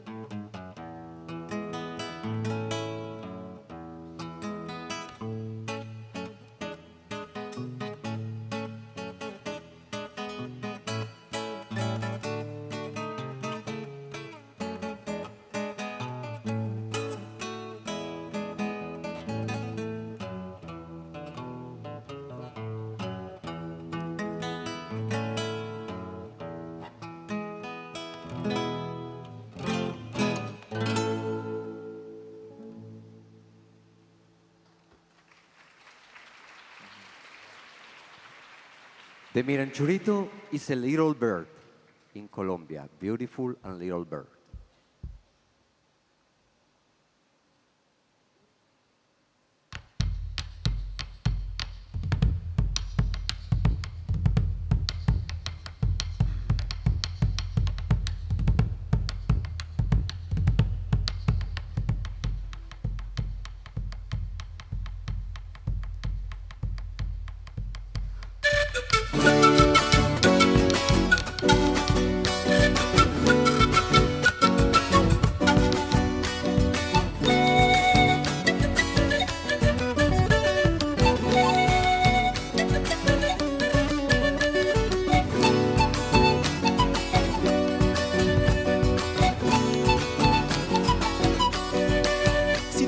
alma la imagen tuya se me ha metido, si dentro del alma la imagen tuya se me ha metido.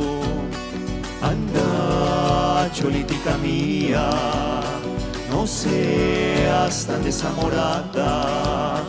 Mira que te mando un beso cada que me da la gana. Si dentro del alma la imagen tuya se me ha metido, si dentro del alma la imagen tuya se me ha metido. Anda, cholitica mía, no seas tan desamorada. Mira que te mando un beso cada que me da la gana. Y cuando tú cantas y cuando tú ríes, parece que canta el miranchurito en el eucalipto. Y cuando tú cantas y cuando tú ríes, parece que canta el miranchurito en el eucalipto. Parece que ríe, parece que llora, parece que canta el miranchurito en el eucalipto. Parece que ríe, parece que llora, parece que canta el miranchurito en el eucalipto.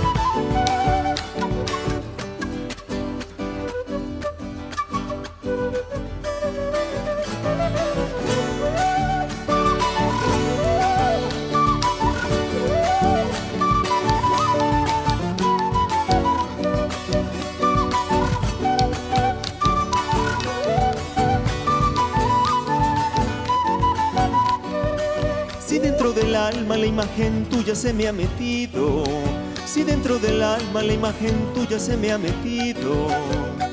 Anda, cholitica mía, no seas tan desamorada. Mira que te mando un beso cada que me da la gana. Y cuando tú cantas y cuando tú ríes, parece que canta el miranchurito en el eucalipto. Y cuando tú cantas y cuando tú ríes, parece que canta el miranchurito en el eucalipto. Parece que ríe, parece que llora, parece que canta el miranchurito en el eucalipto. Parece que ríe, parece que llora, parece que canta el miranchurito en el eucalipto.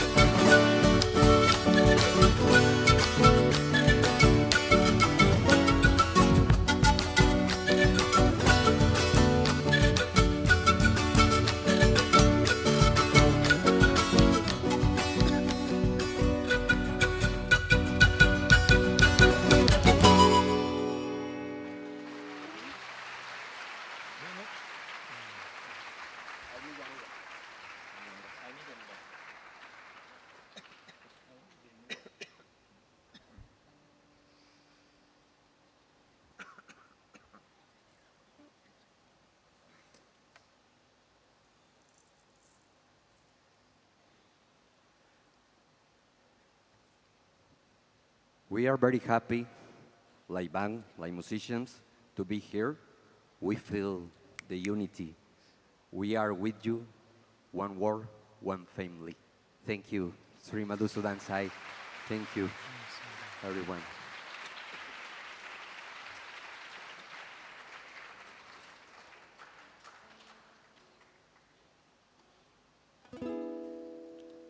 Canta el llanero cifracándose el camino, cual centauro majestuoso se encuentra con el jilguero.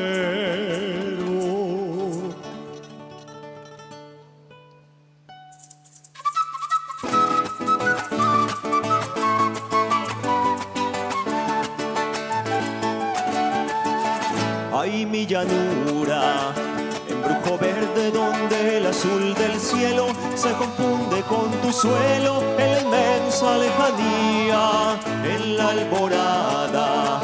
El sol te besa y del estero al morichal y en las garzas el aire que susurra en las palmeras un canto de libertad. Ay, mi llanura, embrujo verde donde el azul del cielo se confunde con tu suelo en la inmensa lejanía, en la alborada. El sol te besa y del estero al morichal y en las garzas el aire que susurra en las palmeras un canto de libertad. Ay, mi llanura, fina esmeralda es tu cielo cristalino, a tu hermosura canta el llanero tragándose el camino, cual centauro majestuoso se encuentra con el jilguero.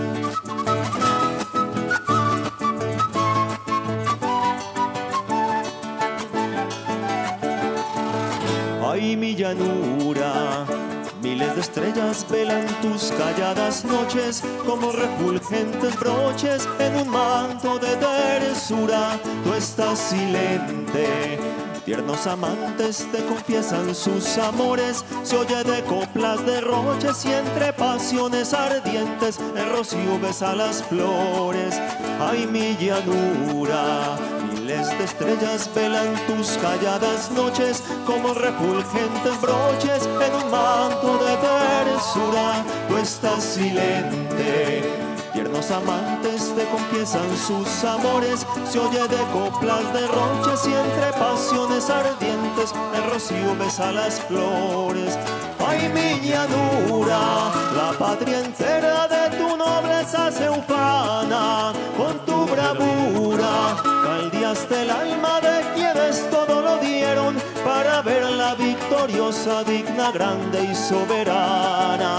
Ay, mi llanura, la patria entera de tu nobleza se ufana, con tu bravura caldeaste el alma de quienes todo lo dieron para verla victoriosa, digna, grande y soberana, grande y soberana.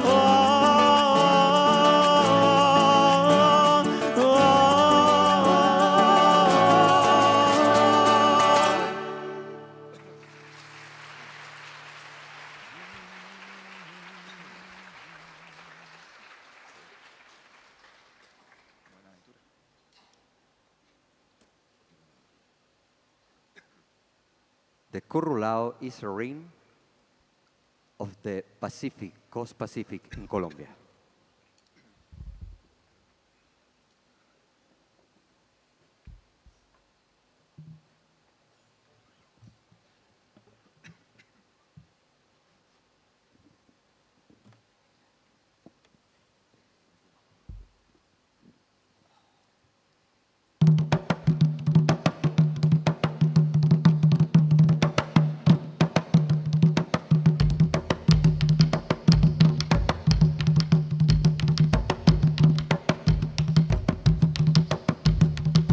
Goza, goza, caramba, baila, baila el currulao. Goza, goza, caramba, baila, baila el currulao. Goza, goza, caramba, baila, baila el currulao. Goza, goza, caramba, baila, baila el currulao. Goza, goza, caramba, baila, baila el currulao. Goza, goza, caramba, baila, baila el currulao.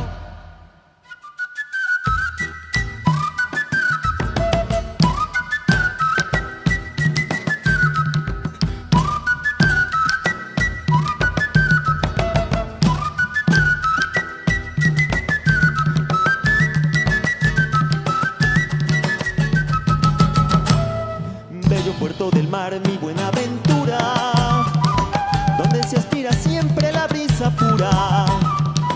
Bello puerto del mar, mi buena aventura, donde se aspira siempre la brisa pura.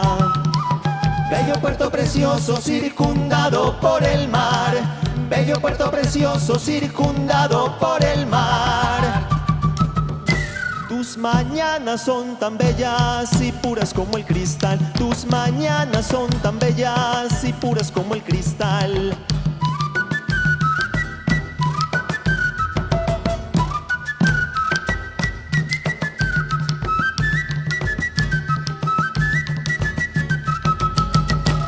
Siempre que siento penas en mi poblado, miro tu lindo cielo y quedo aliviado.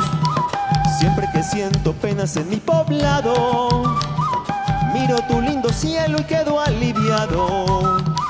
Las olas centellantes vienen y te besan, las olas centellantes vienen y te besan, y como un suave rumor vuelven y se alejan, y como un suave rumor vuelven y se alejan. Lo mismo que por tus calles vi una morena pasar, una porteña querida, cual otra no he de encontrar, y en mis noches de tristeza la pena me de aliviar. Mientras la luna estaciada nos alumbraba al pasar, mientras la luna taciada nos alumbraba al pasar. Las olas centellantes vienen y te besan, las olas centellantes vienen y te besan, y como un suave rumor vuelven y se alejan, y como un suave rumor vuelven y se alejan.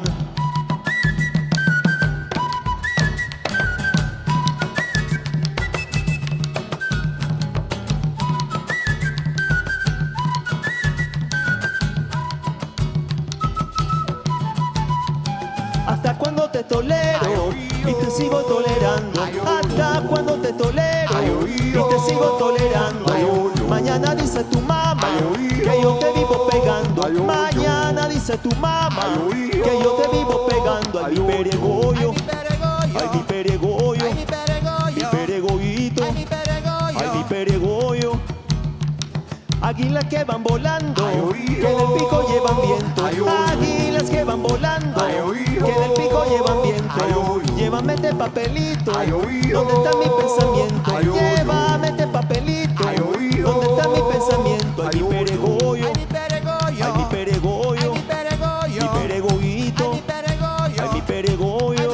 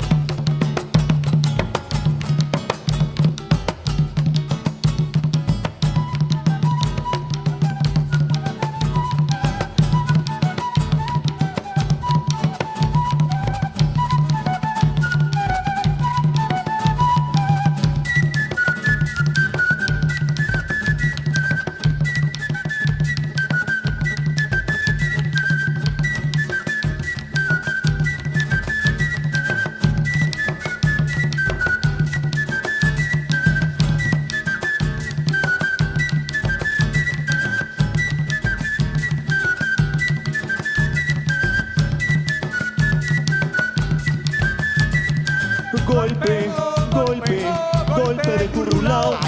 Golpe, golpe de bichi de curao. Golpe, golpe, golpe de currulao. Golpe, golpe de bichi de curao. Golpe, golpe, golpe de currulao. Golpe, golpe de bichi de curao. Golpe, golpe, golpe de currulao. Golpe, golpe de bichi de curao.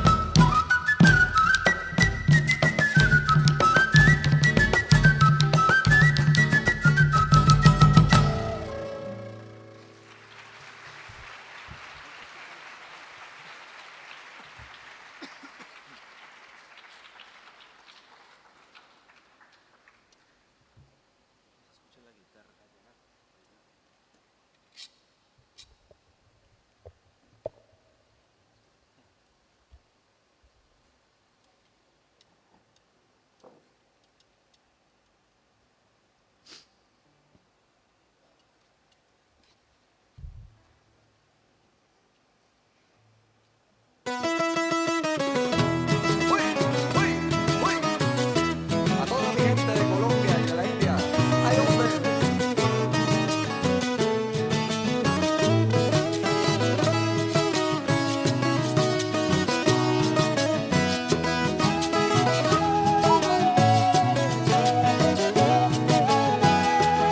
Tanto te quiero que pienso, sin saber lo que he pensado.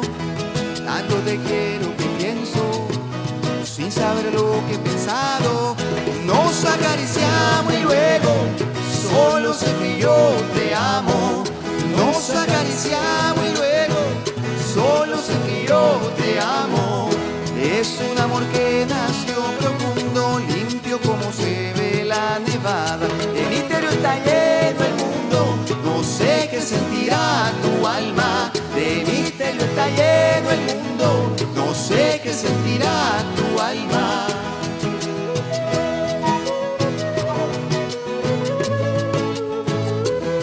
será sensible como el silencio que domina la montaña, será sensible como el silencio que domina la montaña.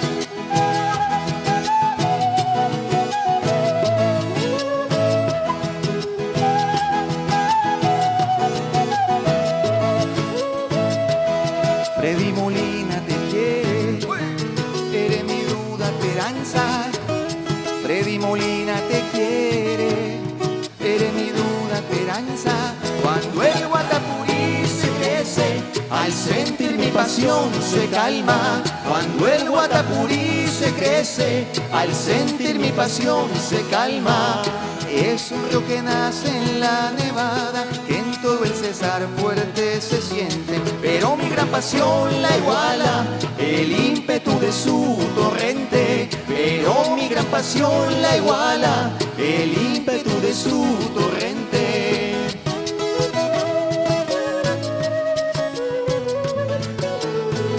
Si no me miras, el propio cielo siente mi pena y se entristece. Si no me miras, el propio cielo siente mi pena y se entristece.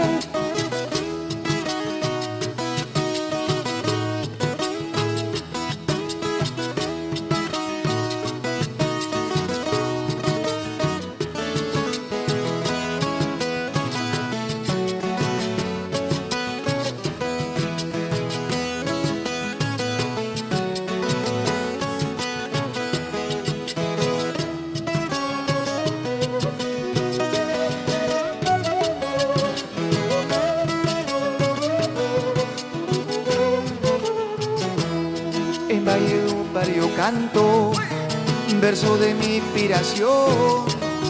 En Valledupar yo canto, verso de mi inspiración. Si algún día sufro un desengaño, me voy lejos de esta región. Si algún día sufro un desengaño, me voy lejos de esta región. Como pájaro que vuela alegre y aunque viaja herido no lo encuentra, y que en la inmensidad se pierde como si no llevara pena, y que en la inmensidad se pierde como si no llevara pena.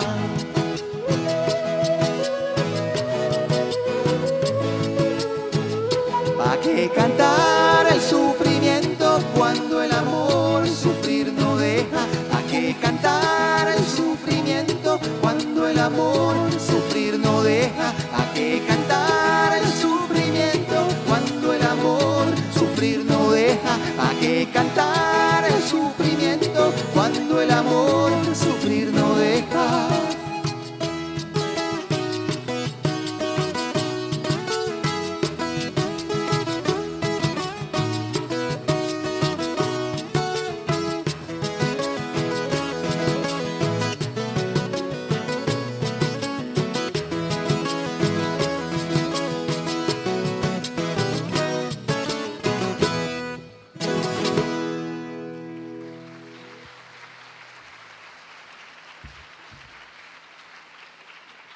The next is the cumbia, the very important rhythm in Colombia of the Atlantic coast.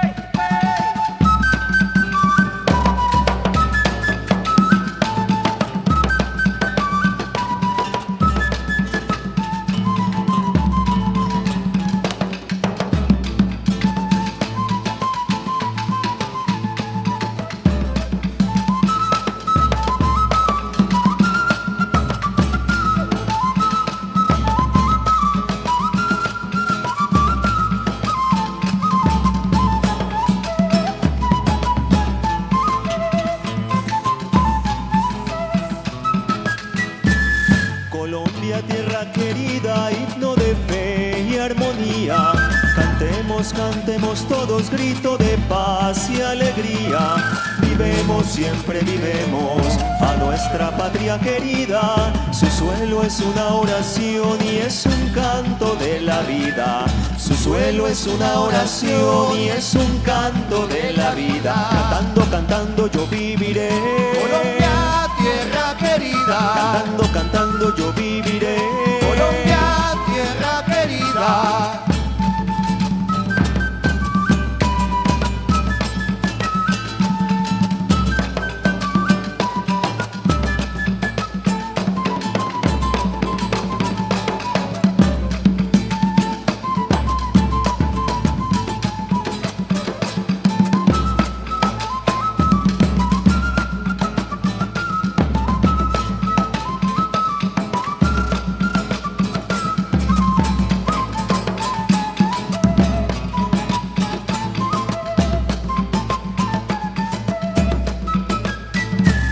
Colombia, te hiciste grande con el furor de tu gloria.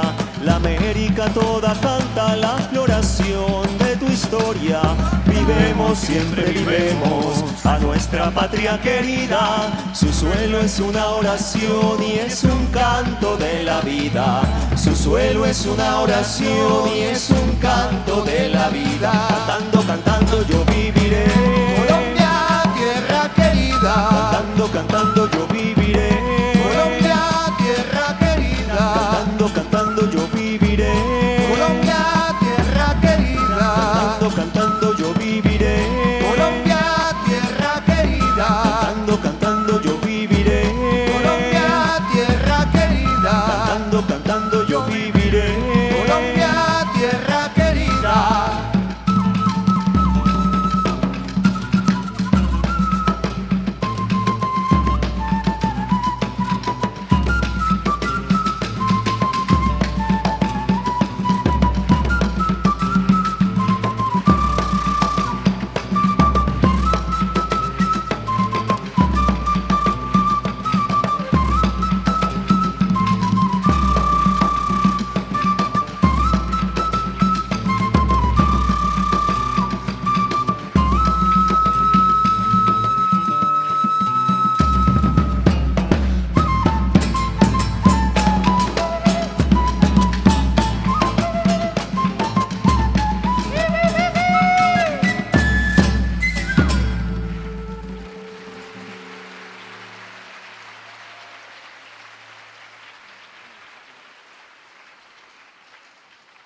For to finish, La Piragua.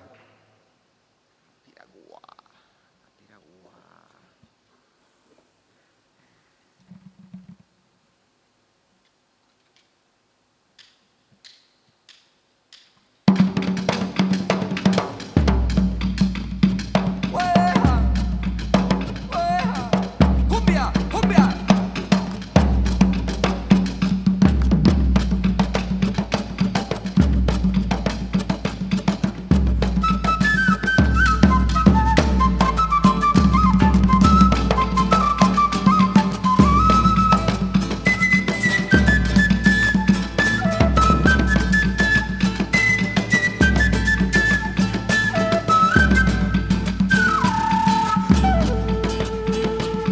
Me contaron los abuelos que hace tiempo navegaba en el Cesar una piragua que partía del Banco Viejo Puerto a las playas de amor en Chimichagua. Capoteando el vendaval se estremecía, impasible desafiaba la tormenta y un ejército de estrellas la seguía, tachonándola de luz y de leyenda. Era la piragua de Guillermo Cubillos, era la piragua, era la piragua, era la piragua de Guillermo Cubillos, era la piragua, era la piragua, la piragua, la piragua, la piragua, la piragua.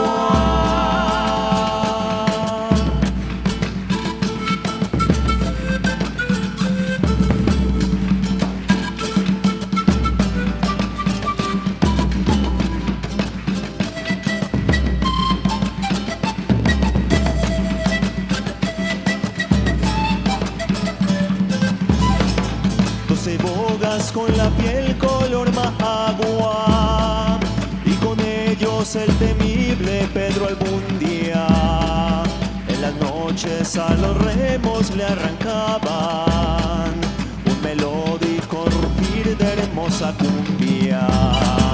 12 sombras ahora viejos ya no reman, ya no cruje el maderame en el agua, solo quedan los recuerdos en la arena, donde yace dormitando la piragua. Era la piragua de Guillermo Cubillos, era la piragua, era la piragua, era la piragua de Guillermo Cubillos, era la piragua, era la piragua, la piragua, la piragua, la piragua, la piragua.